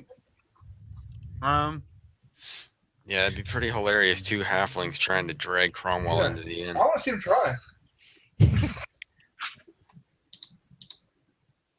Okay. I have an idea here. Okay. When we get to the inn, that guy, I need strength reader, checks. do Group strength check? checks. I want to see this. This will be awesome. Halfling wizard and a Group halfling strength check. warlock. Yeah. Hey! Oh, So here's what happens. I'm happy with dragging him. By the way. Yeah, I think Merrick you just grabs ripped a him in leg. half. Merrick grabs a leg, and Davius grabs an arm, and you try and drag him, and he just goes in a circle. Because Merrick actually makes some progress, but unfortunately, Davius is the anchor. And so you just rotate around Davius. he's a heavy fucker. Sucker drawing snow angels. Well, Rabbit asked if I was still here. Yeah, we do. That's funny. Hold Nothing, on. Rabbit Yeah, was just like, beat him in Do we those have any fighting rope? pits. Do we have any rope? Actually, I think I do have hemp and rope. Okay, let's tie the rope around his feet, and then we actually, can the both pull the shepherd rope. offers to help. Oh, no! I like the rope plan. Yes, let's see where this will go. Yeah, I want to see this play So out. we put his feet together and tie the rope around the feet. It works better around the neck. Josh, Oh, you can have inspiration for opting for the complicated solution. I already have inspiration, Oh, but all right. Well, good on you. but yeah, we'll wrap it around his feet, and then we'll both try. All right. Now we'll have the shepherd help pull the rope. Here's what I'm going to have. Okay, well, right. You're going to multiply some force. You wrap it around a pole. You basically work out a rudimentary pulley. Yeah. I'm going to let you roll a d20, and you're going to make an athletics check, but you get to add your intelligence bonus instead of your strength bonus. Okay. So just roll a d20 and add Two. your intelligence bonus, because I am sure you're not proficient in athletics. There we go. Oh, yeah, that's not You bad. move him. All right. Yay. You managed to get him up to the porch onto the steps. That's You good. don't really think put a board on the steps, so he gets his head on every board. It's like thunk, thunk, thunk. And as you get to the top, you're like, we should have done a board. How much damage did these steps take? Nothing. It's just going to leave a weird scar, a weird mark on the back of his head. Cromwell skid marks. So, Okay. unfortunately, the shepherd, in pulling through this complex pulley system, has to, like, he backs all the way into the inn, and he can't actually see when he's supposed to stop. So he just continues hoisting Cromwell right up until he's upside down, and his feet are like getting caught in the rafters. And he's like, just pulling as hard as he can. in the other Okay, room. it's good. It's good. It's good. Okay, he lets go of the rope, and Cromwell slams to the floor for point of damage. Jesus. Okay. Well, this is good. Okay, before we head into the inn, I want to cast invisibility on Davius. Why Davies? Okay. You're just invisible. Just follow my lead. This will work. Mhm. Okay. You Okay. cast invisibility on Davius. Okay, it lasts for an hour. Okay, so I'm going to go in and find the guy in charge of the rooms. As you come in, the lady in charge of the rooms Okay.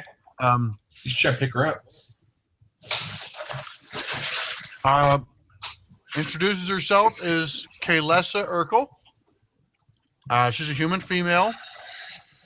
She's about 40-ish, and she seems to be a pleasant but sturdy woman. She meets you at the door. She's looking weirdly at the shepherd and the barbarian who's laying in a pile of rope. Yeah.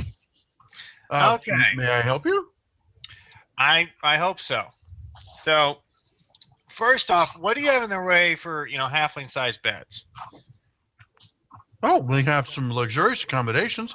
In fact, we have some of our rooms actually have twin-sized or single-sized beds, which are just perfect for your size.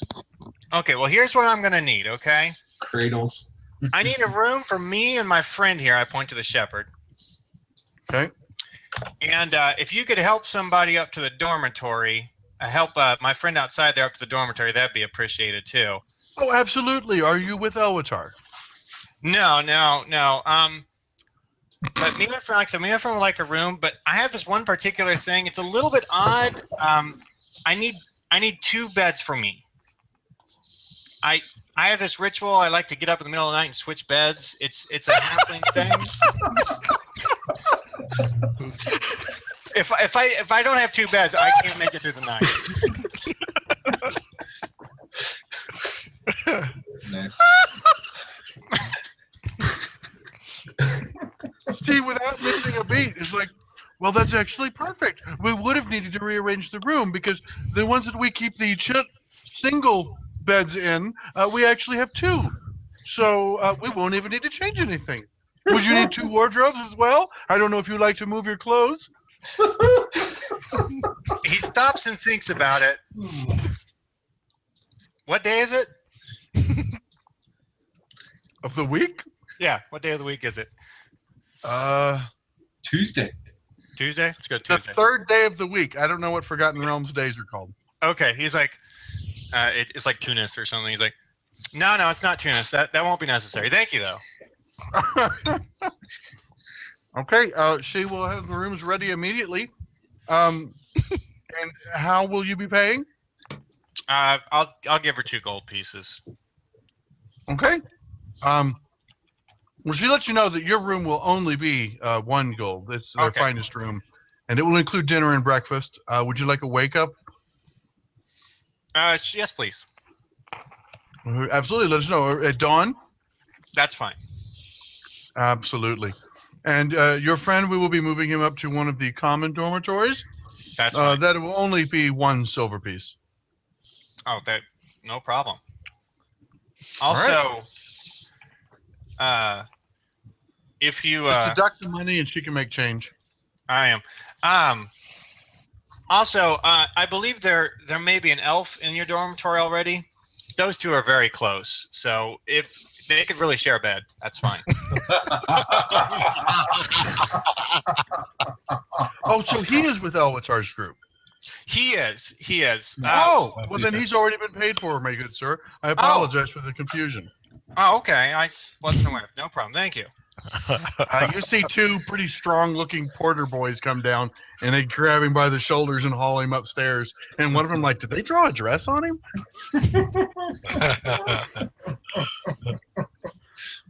Okay. Okay. You get to your room and it's very nice. The Oh, it's terrible. bellhop who takes you to your room, or servant, is like, and would you like your dinner in the dining room, or shall I bring it to your door? We'll eat in the dining room. That's actually through the door is fine. Sorry. Okay, because he was like, we? Well, we're talking about the shepherd. I got the shepherd room. Oh, that's right. The shepherd's got a room. Yeah. Yeah, the shepherd's like, yeah, dining room, sweet. Oh, a room. Okay, room's good. He's like looking at you like if he has permission to go eat in the dining room. That's fine. My friend will be eating in the dining room, but I shall eat in my room. Okay. So he goes to eat in the dining room. They bring you a nice plate of food. Did you want fish or steak? Chicken. We will find a chicken and kill it, sir. Thank you. Actually, no. He mentioned something about their chicken comes from the Drouthfine Poultry. They don't believe in going to Mother Yolanda's no matter how long she's been here. They prefer a better quality. And they will retrieve one of the roasted chickens for you promptly. Thank you, my good man. Okay. I give you a silver piece as a tip. Okay, he bows and thanks you and rushes off to get your food. When he comes back, he brings you a nice skewer that has a whole game hen on it. It's nice roasted golden brown. It looks like it was one that was like they roast them and then put them in oil and then take it back out and put it over a spit to heat it back up. And there's definitely enough food for more than just you. And he also brings a plate of potatoes and vegetables. Oh, good. Still waiting to see where this is going. The two of you eat well. So Good. Okay. and Eldred, you kill a rabbit while you're out in the woods and eat it. Nice. Yeah, and as In a we're pie. as we're munching on dinner kill in a the rabbit. room, I'm gonna say to Merrick, okay, well that was a great idea for getting us this deal on the room and dinner. What's gonna happen in the morning? Because the invisibility is gonna be gone by then. It doesn't matter. You're not gonna see you leaving the room. They just see you going up to the room. It's fine. Jump out the window. Yeah, I guess I'll have to. No, he's got a good point. They're watching who's coming in, not who's going out. Yeah, they won't have seen me going in, but they'll. Yeah, but then someone they else will will see be on me the morning coming out. shift. That lady won't be working in the morning shift. It's fine. Okay. So yeah, Eldrin, you find a small rabbit and kill it and eat it while crying. He's a little bear. Go. Wow. It's so good. That's funny shit. Straight up. Tears. All right. Alligator So tears. you all make it into the inn in one way, shape, or form. Eldrin, oh seriously, are you staying? I'm assuming you're staying outside of town and coming back in the morning. Yeah, sure. Okay. Well, morning arrives. Dawn gets here. I need a saving throw from both Ithel and Cromwell. Do it. They're gonna be Constitution. scared shitless. Yes, Constitution. Constitution for me, constipation for you. You have a hangover, but it's not debilitating. Can I have my hit point back? Oh, Cromwell, you have one level of exhaustion. that's okay. How were the pots and pans? Did it scare the shit out of them? And were they face to face when they woke up, That's laying the on mouse. top of each other? That's right. That's the mouse. Give me a will saving throw, both of you. Will. All right. Yeah. Wait, wisdom, you mean? Wisdom, yeah. Cromwell? Yeah. It might be the banging pots that gave you such a splitting headache when you woke up. Ithel, you kind of adapt to it quickly. Like as they're coming in, it might be because passed out Ithel isn't actually asleep. You're just in like a really deep trance. He's like you're like eyes wide open while you're passed out. But when they come in to bang the pots, you're like, please don't do that. And like you put your fingers in your ears right before he starts banging the pots. So Banging. Els metabolized that liquor quickly. But Cromwell, you are One level of exhaustion. Yeah. Today. That's all right. What does that mean, anyways? Ability It checks means- are disadvantage, I think. Yeah, disadvantage on ability checks. Don't be grappling much. As much. That's what you. Do me a favor. Make an athletics check to see if that took. Sure. I'm just gonna stay in bed spooning with. No, I didn't. It did With not. Ithel. No, you're not. Oh yeah, that's what you think. Oh, it picked that up. Try an ability check again. Nope. God damn it. Well, it picked up that you were exhausted. Like it saw the ability. Maybe it's maybe Screw only. it. I thought it was in here for the feats or for the things. I'll be That's all right. back real quick. Okay. So he has disadvantage on all ability checks today. Yes. Okay, I roll out of bed and I do this. Do what? He's ready to arm wrestle you. I didn't see the arm. Oh, you put your hand up. I missed that. Wow. No, I'm tired of beating on you. You're good. Come on. Just one. Nah, you know, Yeah. I beat you enough. It's good. Didn't you the last time I I threw you never to the thought he'd floor? wimp out. No, I said, I mean, never thought I've thrown him to I'd the wimp floor, take him under the table, we're good. I mean, I I, haven't threw I, anything. I just stand up, I look at him, I go, huh, I feel fine, and walk Yeah, off. me too. So you don't know that. You're metagame, man. Eat me. No, it's obvious that you have a hangover. That Yeah, is but it's not obvious that I'm a obvious disadvantage to that skill you have a checks. hangover.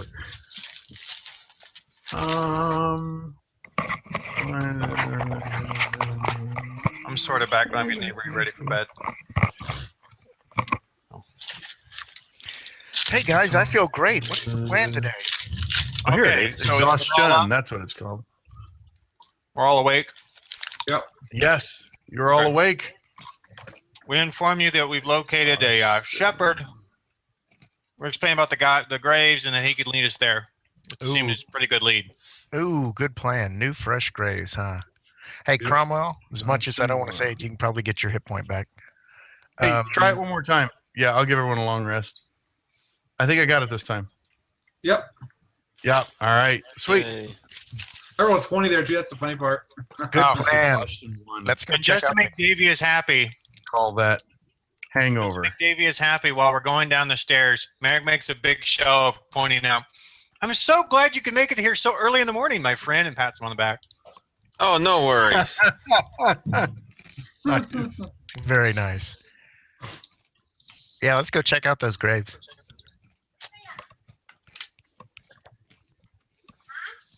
Let's do it.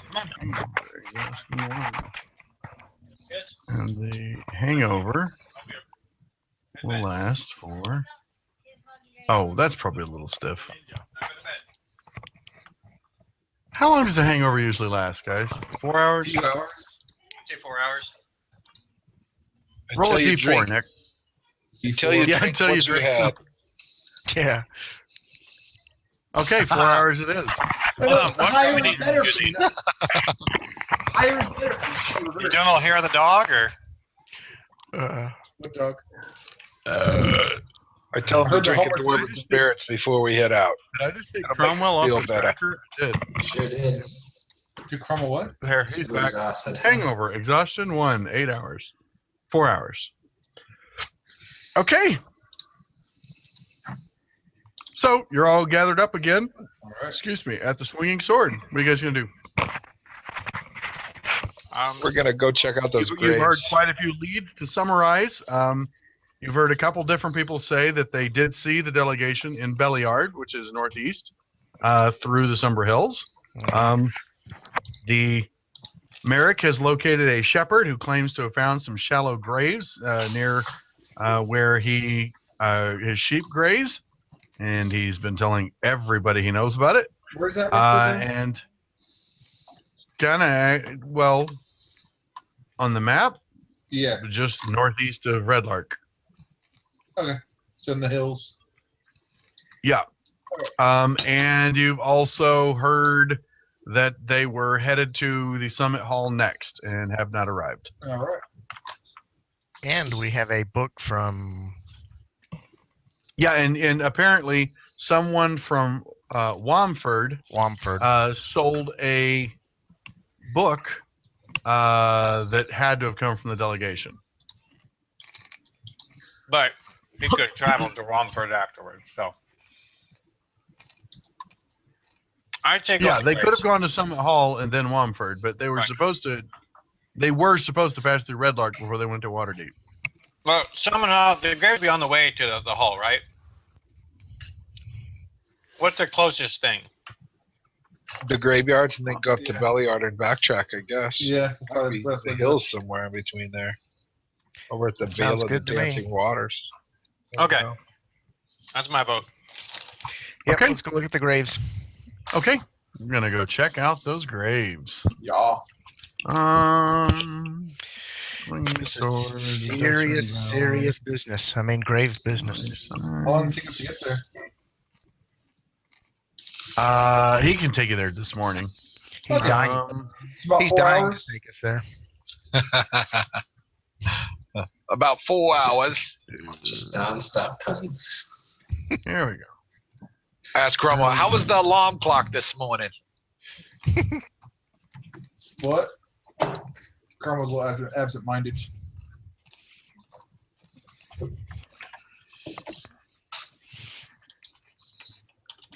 I'm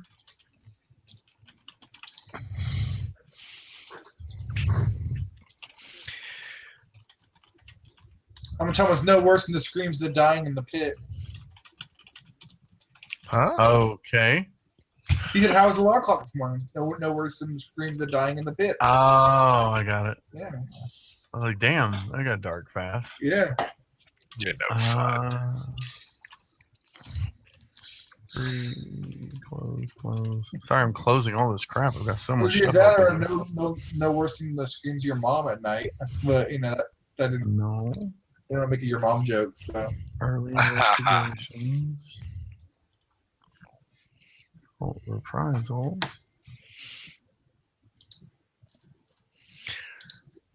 I pat Elwatar on the back and say, "Thanks for taking care of me, buddy.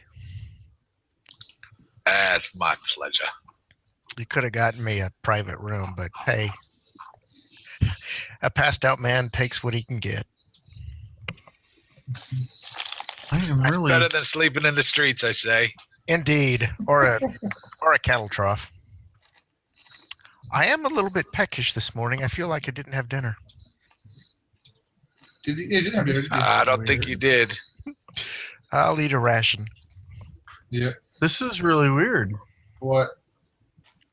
Not to knock them or anything, but I'm gonna shove Ithel from his horse. You know what? Horses. I don't know. Okay, then I'm not gonna shove him from his horse. In his mind, that's what Carmel's doing. We're walking. They didn't have any horses. Well, in my mind, I am shoving you to the ground from your horse. Okay.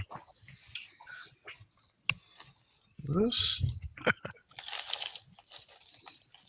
What are you looking for, Jason? One of the. Here it is. Wow. I hate to say this, but I think they've got a. They need to update this module. There's a piece missing. Oh, okay. Because that's Well, that- 3.3. That's 3.4, and then 3.4 doesn't link to this thing. I found it. Okay. So a few miles from Red Lark, you find 4 freshly dug shallow graves. The earth scraped out for the holes is piled nearby, although hastily gathered stones cover the graves. The faint smell of death is beginning to hang in the air, and you're starting to see several vultures begin to circle overhead. Larman, the shepherd, explains that he grazes his sheep in a nearby vale, which he points to, and he passed by this spot less than a month ago. There were no graves present then. He just found them a couple of days ago, and he has no idea who might be buried there. None of the Red Lark folk are missing, and he doesn't know of anyone else out this way. These hills are mostly uninhabited. All right. Jason, are they human-sized graves? Are they oversized graves? They are human-sized graves. I'm going to approach with a grave expression on my face and inspect the. Oh, Wait. really? Hold I'm on. gonna God. walk. Before Davius does that, I'm gonna I'm walk approaching up with a there grave expression. I'm with gonna. my face just deadpan. Okay, Ah. I'm gonna give Larman a silver piece, thank him for escorting him out to the graves, and advise him he should probably head back because this area may be dangerous. We don't want to get him to be in trouble. I mean, you know. So you're gonna send him off by himself? Okay. So we'll send him off first. By himself. Okay. He's You a give him a silver shepherd. He piece. used to be by himself. Actually, the shepherd says, "I can't, in good conscience, take this. That was the most amazing stay I've ever had in my night I've ever spent in my life. That room was amazing. The food was the best I've ever tasted, and I wasn't entirely honest with you. I did have a place to stay, so I couldn't possibly take your money. Thank you so much, and I've got to go." And so he leaves. Okay. Trying to spend my money. Won't let me spend my money. He spent your money Okay, last night. necromancer, please defile the graves. He's feeling really guilty. Yeah, while the necromancer's doing that, I'm gonna pray. Okay, you're praying over the graves. What are you doing again, Davius? Just looking for anything out of the ordinary. Anything out of the ordinary, like any tools left by,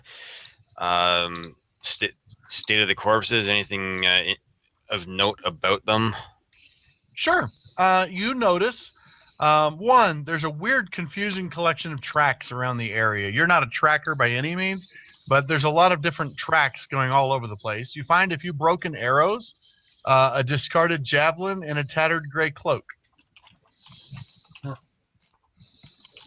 Cromwell's Any gonna take up his. insignias on the cloak? You're not sure. You do have a good view of the surrounding hills from this vantage point. Several miles to the west, you can make out a tiny outline of Red Lark, and in a thin, dark line that marks the long road. Perhaps 2 miles to the north, you see a slender old tower being circled by large birds. There's nothing else around here, though. Oh, let's go check out the tower. Did we look at the cloak? Can we tell if it's? Is it just regular wool, common wool, or is it? Is it nicer like a silk? It is a high quality. It is a decent quality fabric. It's not just like crappy wool, but it is. I mean, it's probably a cotton cloak. No, actually, it probably is a wool cloak. No, anyway, it's probably a wool cloak, but it's not of cheap make. It's a very nice cloak. It's by no means all of it. It's a large portion of the cloak is missing. It's been sheared off or torn away. What are the arrowheads? What are the arrows are made of? Like what the make is, like goblin or just standard human arrows? What's that? The arrows. Do you know what kind of race made the arrows? Like it's obviously What about- goblin or whatever. No, the arrows are broken, and it's too hard to. You can't really place what make they are based on the pieces that are left. Okay. Can I use nature to try to figure out what tracks they are, or something about the tracks? You are more than welcome to make a tracking check, which is a nature check. Isn't that survival? I mean, Or you're right, it is a survival check. Sorry. ruined it. Can I Okay. use minor illusion to illuminate the tracks better for him? I want to place like illusion inside the track to Sorry, I should have rolled that in the tower. conform to its shape. Yes, both of you roll a survival a second time. Okay. Minor illusion will give you an advantage as it highlights the tracks. Oh, with advantage or? Well, you're rolling a second time. You've already rolled once. Right. So I'm going to give you the best of which of those rolls. Okay. Ithel, tracking's not really your strong suit, at least not in this instance. But Eldrin, you actually are able to track them pretty well. The tracks don't appear to go in any particular direction. They've come from all over. But what you do notice is you find the tracks of a dwarf, a human, two different humans, different weights, and then another humanoid that is different from the other two. You find blood and blood and other signs of battle near here. So can I ask a question? Yeah. There are tracks of 4 individuals, a dwarf, 2 humans, and a humanoid. Did they bury themselves? Did they walk into a bar? Unlikely. Okay. Well, let's go look at the tower. There's vultures circling. Vultures mean there's dead people. Just me, I've seen lots of vultures.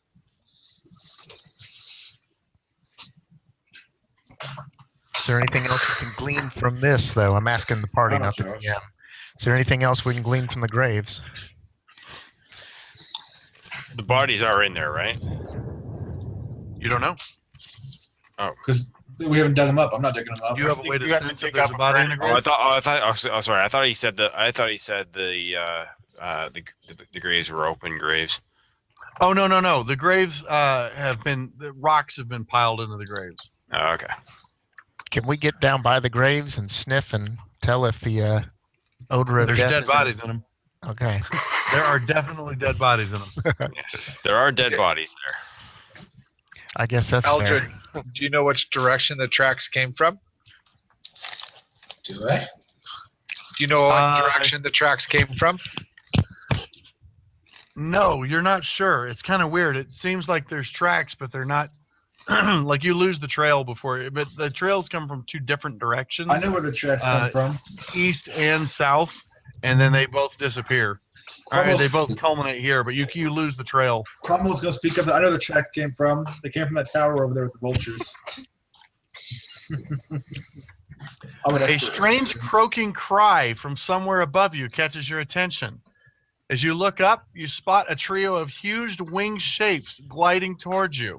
They look like vultures, but you realize they're way too big to be vultures. At least, unless they're giant vultures.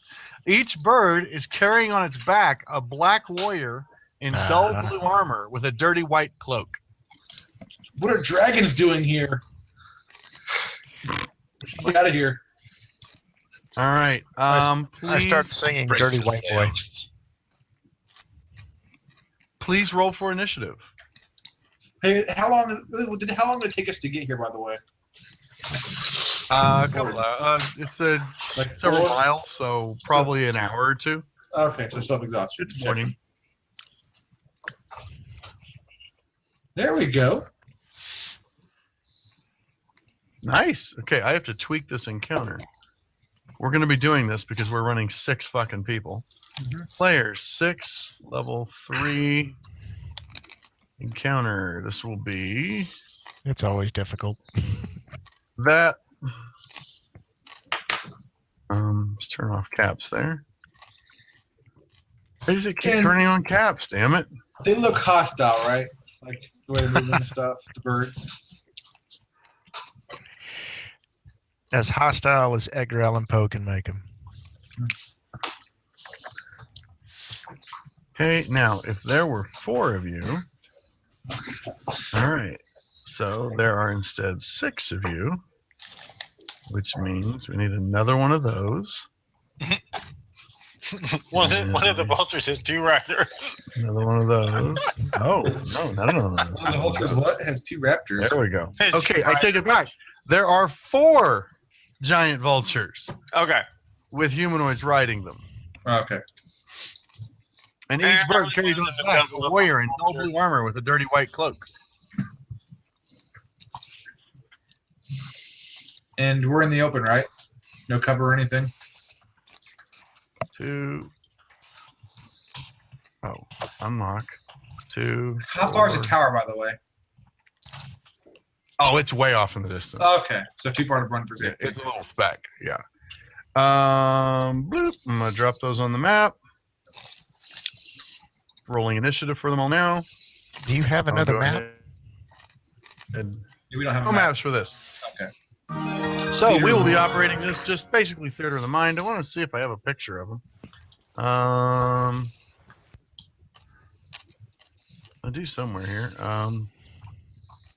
Oh, whoops. Maps and images. Let's see. Princes of the Apocalypse. Do the actual monsters have images? Because I know sometimes that's how they do it. In the other tab. Okay. So, the guy on the mount looks something like this. Bloop. I just think it's more fun when you got a picture of what you're fighting. Oh, Okay. And I like to get those little wing cloak. That's cool. there you go. And he's riding a giant vulture. So just imagine what a vulture looks like, but really big. Hey, did we pick up that armor? Yes. I've added the armor to your sheets too. Okay, great. What armor? Okay. Human.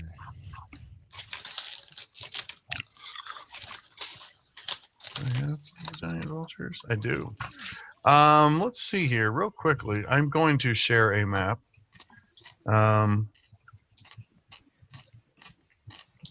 somebody's eating. Are you Josh eating? Crunching? yeah. Oh, not folder. Lazy bastard. Map. Delete that. There, map. All right. I'm ready. And here, share sheet. So that is the token of the knights. I'm going to show what they look like. In fact, why don't we do that? There's 2 knights. There are 2 other guys who are not knights. Yeah. And then there are 4 vultures. Oh, that's right. They're a little bigger. Vulture. Vulture. This will be good for. This will make it easier to target them, actually. Yeah. How high are the vultures off the ground? We're gonna get to that.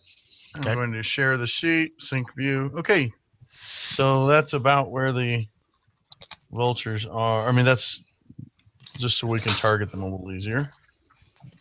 Move this down here. Make it much smaller.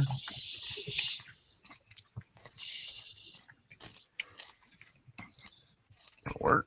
And then let's put this up here. Share, sync. There. I want everything to fit on the screen. I think it looks cooler. Okay. So, as they are first coming in, they're currently about 100 feet up, I think. Let me make sure on their movement. Hey, Jason. I didn't say this earlier, but I sent you a message earlier, but you never responded. I just didn't think to say They're anything 100 about feet it. up. If I wanted to tie the 2 horseshoes together with some rope, make a bolo, how would you treat that? I don't know. Okay, I was like a net or something. I don't know. Probably something like a net. Yeah. That's actually what I want to do with the horseshoe. I messaged you earlier. I'd consider it like a weighted net. Okay. yeah. Can I say I did that on the way here because I was actually planning on doing that. It's just it got Yeah, sidetracked. I saw the tell. You Okay. asked me about it. Okay. Hey, Okay. Jason, are those Yes. birds that we saw flying over that tower that was far away? Are they not flying over the tower anymore? Are they here? Actually, that's a good question. And it seems like there's less of them that were over there. Okay. Okay, so at the start of the first round, Cromwell, it's your turn. The birds are about 100 feet up in the air right now, Okay. circling I'm- overhead. I'm gonna shout dragons. And I'm gonna ready the horseshoe rope bolo. They're spinning it. Okay, So as soon as someone want to get in range, where I don't okay, have you can throw it disadvantage- about 60 feet. Yeah. okay. So as soon as they get in range, I'm gonna throw it. Okay, sounds good. Eldrin. And I shout dragon to the party. Hey, so Cromwell screams dragon and starts to whirl his horseshoes, which is tied together with a rope. Eldrin says, "Calm yourself, Cromwell. We don't know if there are enemies yet." But he does have his sword and shield, or scimitar and shield, ready in case there's any Okay. hostile intent. Okay, you ready for battle? By the way, up on this hill, there's not a lot of cover. It's all pretty much flat ground. Merrick. Gonna run Okay, everyone. Merrick, I'm going to look at the closest rider I can see, make out best one I can make out. Okay. Hold on, let me find this for you. And I'm going to cast message and ask him if they are friend or foe. Ooh, what's the range on message? 120 feet? 120 feet. Okay. And he can whisper a reply.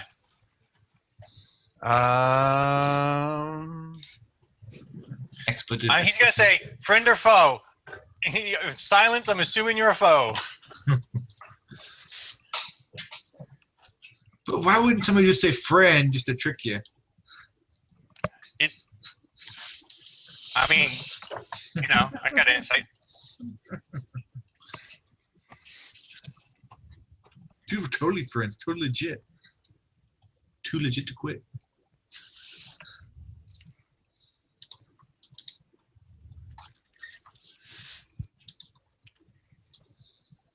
He's really thinking.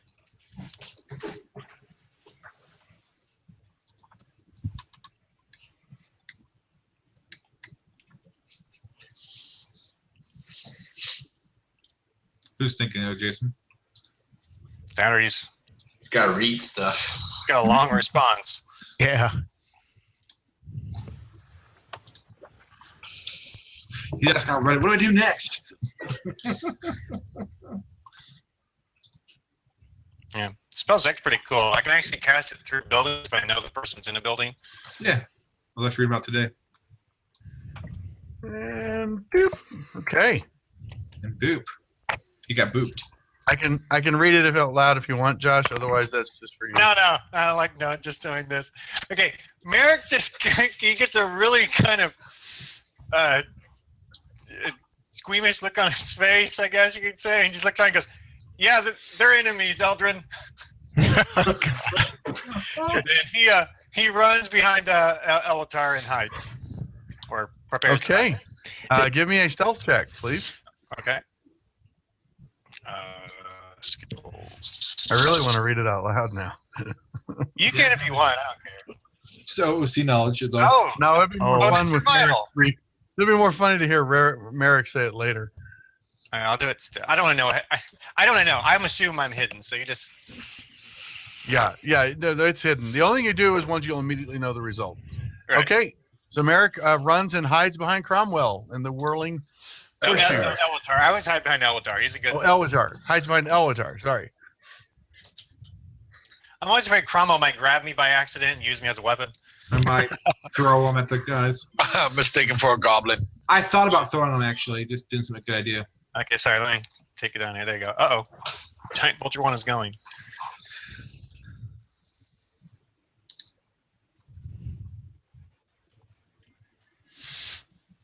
He's a I goer. need to read up on mounted combat again.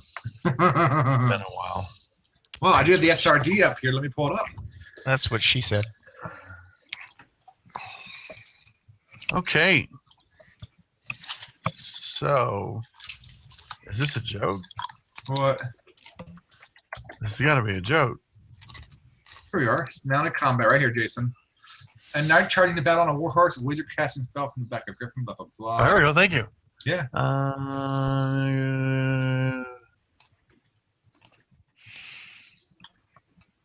Yeah, controlling amount. Scroll down. All right.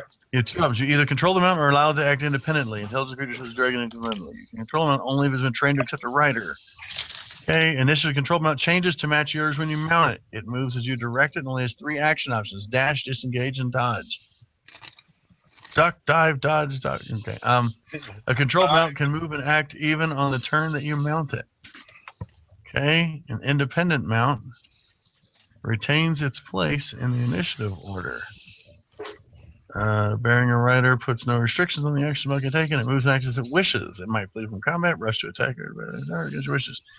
If it works off, the attacker can target you or the mount. Okay. All right. All right. Cool. Perfect. Well, then that means the vultures all have their initiative changed. So that will be 15.1. That will be 15.1.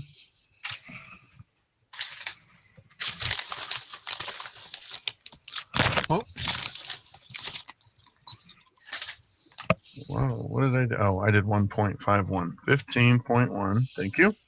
Okay, and then those will be 13.1. and 13.1. Okay, perfect. So we know they're first initiative. giant vulture goes. This is. We need to move that. There. It's like that. Okay. So giant vulture 1 goes. Why is This it one. like that? Oh, I guess I'm mount. I get it. Because that's who his mount is. Okay. It swoops down 60 feet So my bola goes off. to close the range till about 40 feet.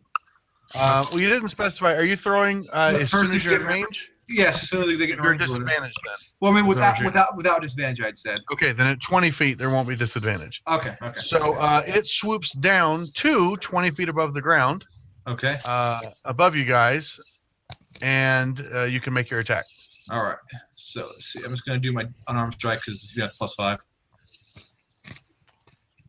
Oh. That's Oh unfortunate. no. Isn't net dexterity automatically? I don't even remember. I don't mean, know. that's obviously a miss, but I can reroll net it. 1 gold piece. The net is no, it's either. Okay. Okay. Well, that's Yeah, unfortunate. I am perfectly fine with treating that 2 Okay. as a 1 if it results in that bolo thing ending up around Cromwell's neck in hilariousness. I'm just Right. throwing it out there. Okay, so the horseshoe rope bola whirls off, not even close. It goes. It turns out it's just not really balanced for throwing. Yeah. So what happens is as you throw it, the horseshoes clang together twice, and then it kind of after that it's just a tangle of rope, and it just tumbles out of the sky. Gotcha. Okay, giant vulture 2 swings down to 20 feet away. The howling hatred initiates. This is really hilarious that that's what they've got. So it throws a dagger at Cromwell.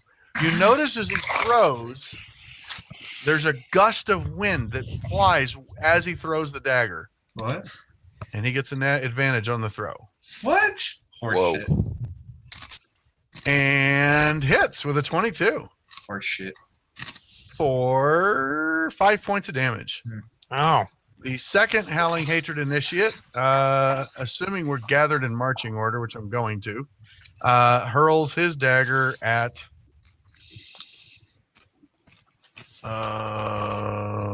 advantage. He will hurl his dagger at. No, screw it. He throws No, it here's- at Cromwell. Here's a Cromwell question. attack. I'm next to Ewatar, therefore I should have protection with Ewatar. Are you next to Alwatar? Well, Yeah, if we do marching marching order, order, you are. Do you want to give him disadvantage on his attack? Yeah. The first one. Okay.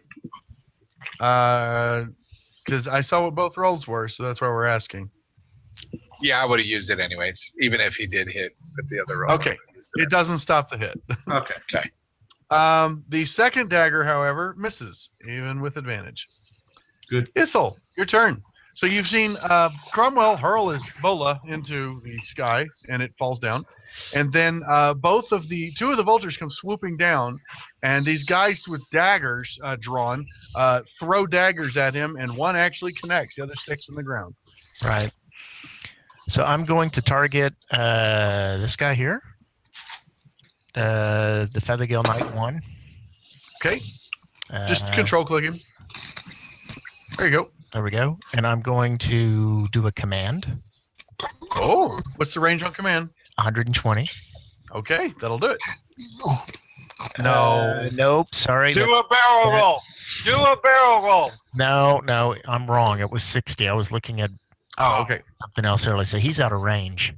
Yeah. Now you could ready a spell that when he gets in range. You know what? Let me do that.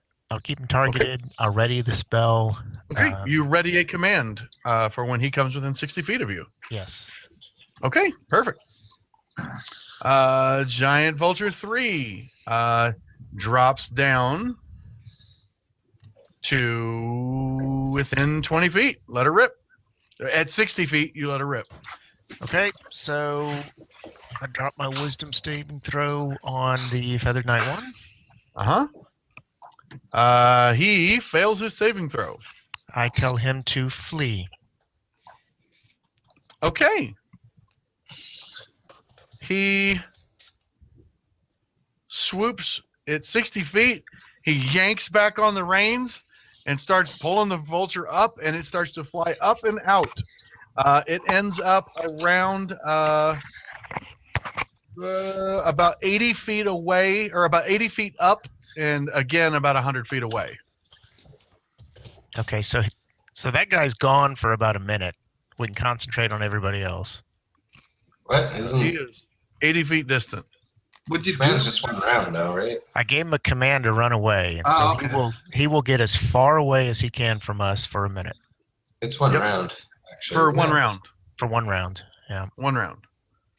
But he'll turn and fly the opposite direction for one round. And the guy's like, "What the hell?" All right, and I've marked my slot off. Okay. The next vulture drops down till it's within 20 feet. And it will not attack. So, actually, to do this right,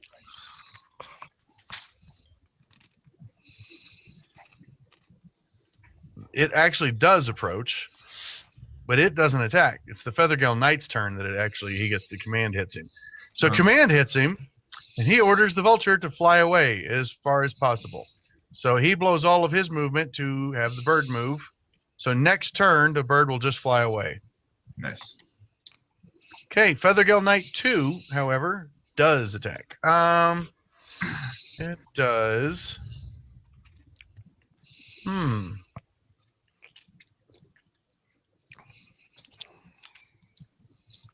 What's the multi-attack? 2 melee. Okay, it will attack with a spear. I know they have crossbows in their thing, but they don't here. They actually have spears. He throws a spear at Cromwell, still the only one that they have physically seen an attack. You know what? I'm going to put you guys on the map just so I can target you easier. Sure. I got you covered, Cromwell. If you get too bad, I'll fix your Sure. boo-boos. Yeah. Oh, you know what? I can put you guys in marching order too. What'd you say? You leave. You're an awesome guy. I like that about you. Let's see. I believe we have I can also Elwatar. die horribly. It's okay. I got another character lined up. Cromwell and 2.0. Devious. Okay. Its name is Tosh. Exactly. There we go. That's better. Now I got something I can drop dice on too. Okay, so spear attack at Cromwell. 16 hits Ouch. for 4 damage. Elwatar, your turn. Fucking rage. All of them are about 20 feet off the ground now.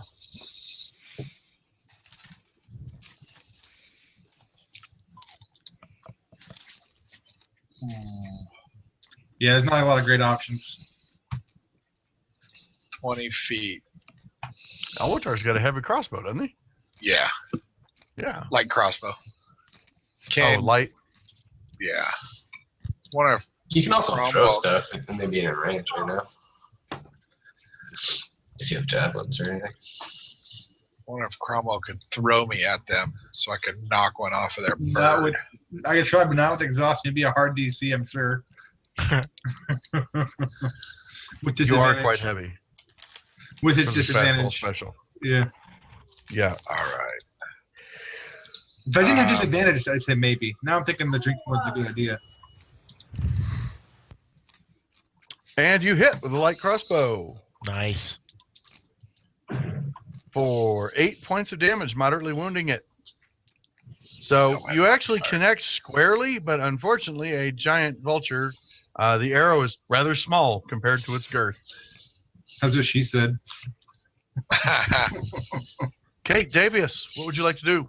The vultures are swooping in. You hear Ithil order a command to one of them, and you can already see the knight yanking on the reins, the Vulture 3's reins.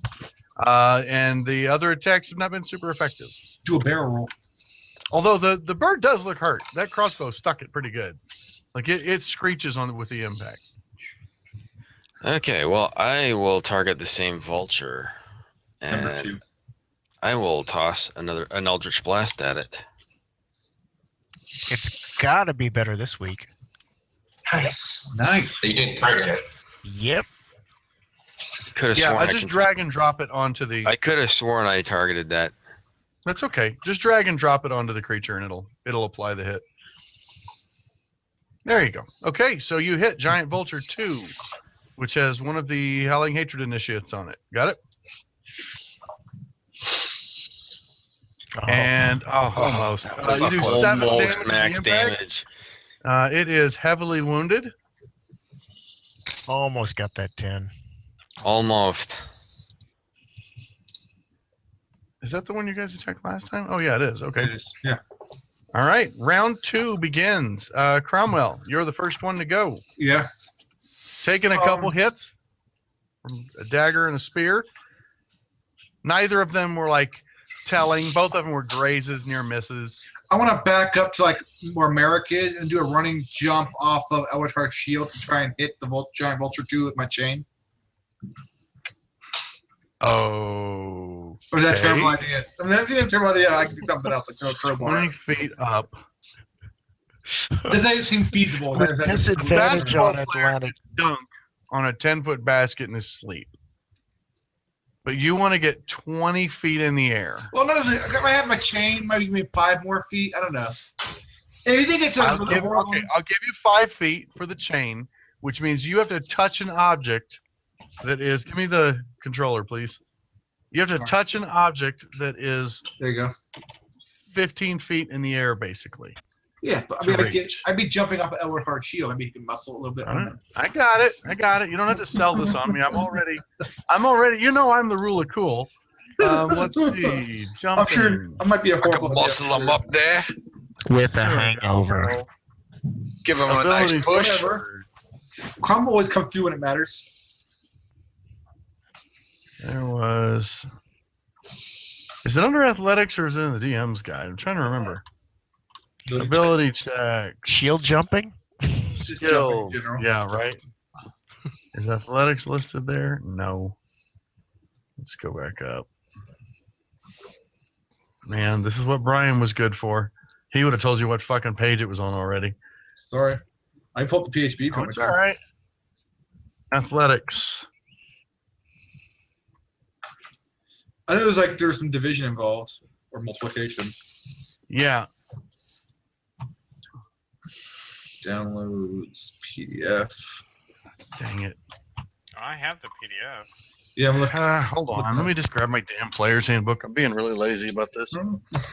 I feel like this is worth checking because it is pretty cool. I'm pretty sure it's your athletics check divided by 10 is how many additional feet you get. Something like that. I thought it was 5, but yeah. No, I think 5 is Yeah. a long jump. Well, I mean, I've been doing getting a long. Oh, I see what you're saying. High versus Yeah. long. Yeah. Skills.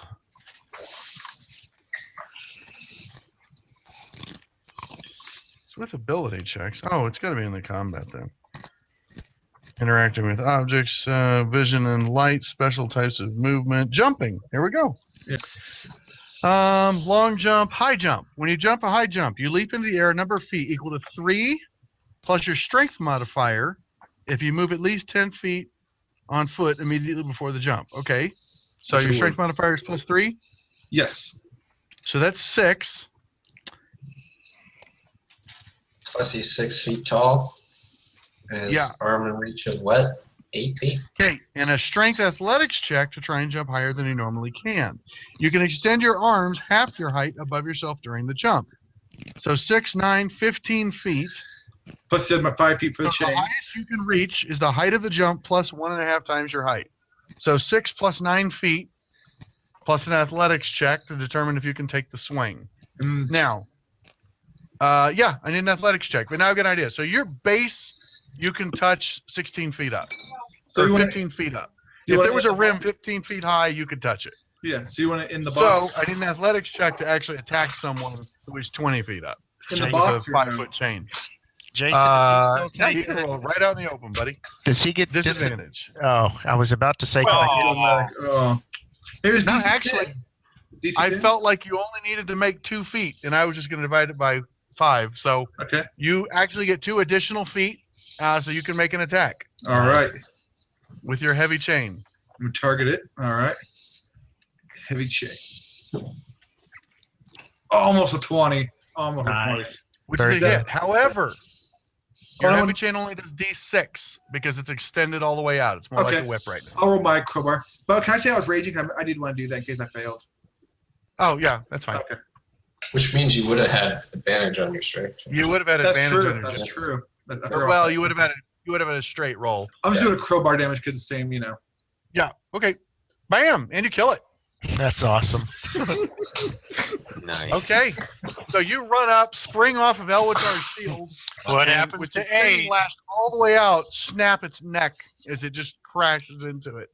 And the Trying to Howling Hatred acrobatics. Initiate falls 20 feet on his crashing mount. I do He makes acrobatics. a saving throw Sorry, to see if. Oh, wait, what? acrobatics to break No, my you're fall. able to land. You Oh, can land the height you okay. can jump. Okay. So, well, actually, give me an athletics check since you're working with disadvantage right now. I know it cancels out, so it's a straight check. Yeah. Hang on. But you have to put your rage. I effect am. on. I hadn't done it yet, but I'm doing it now. Hang on. Yeah. All right. Okay, now it's a straight check. Athletics. Acrobatics. Not bad. Oh, Easy, you easy. said athletics first. That's why I did that. Sorry. Advantage, disadvantage. Well, Hey, it didn't give me. 12. Oh, It's enough to not take damage. It was DC 10 to not take damage. gotcha. So, Yeah, and okay, acrobatics is dex, not. Yeah, that's right. So it wouldn't have helped with mine. Yeah. So, oh, that's right. He doesn't get the advantage for it. Yeah. The Howling Hatred Initiate tries to make a dex save for the vulture to absorb the blow, and he fails. So, go ahead and roll 2d6, Nick. I'll let you do the damage. All right. Yeah. So, the Howling Hatred Initiate is at 2, takes 9 damage, I like it. dying on impact. Oh, very Whoa. sweet. So, as he Worth it. crashes down, he breaks his neck. Very nice. 2 for 1. And then we do a battle roar Nice. at the others, like like taunt them. And then Okay. it's my turn. Eldrin. So I either want to try out Moonbeam or Heat Metal, depending on what you say will work best. Okay, Moonbeam. Pale beam of light shines down from a 5-foot radius, 40-foot cylinder centered on a point within range until the spell ends. Dim light fills the cylinder when the creature enters the area spell for the first time. When return starts to Earth. Engulfed in ghostly flames because searing plane takes 2d8 radiant damage on a failed save. Half as much as a successful one. Okay, and then the heat metal. Oh my god.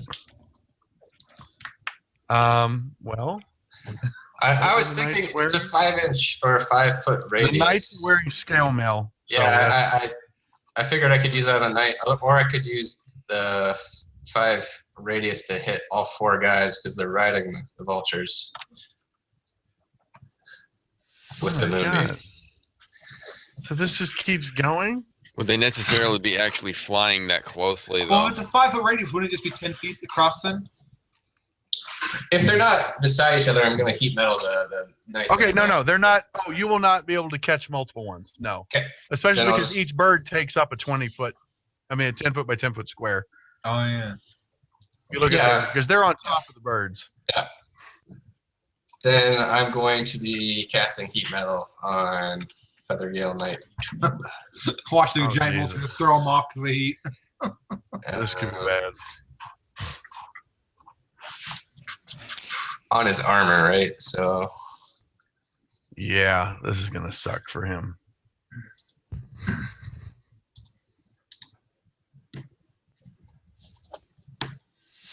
Okay, he fails that saving throw.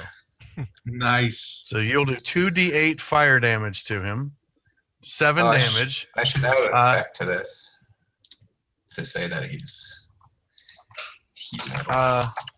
Well, no. I mean, you can. I mean, it's fine. Alright. You can use a bonus action on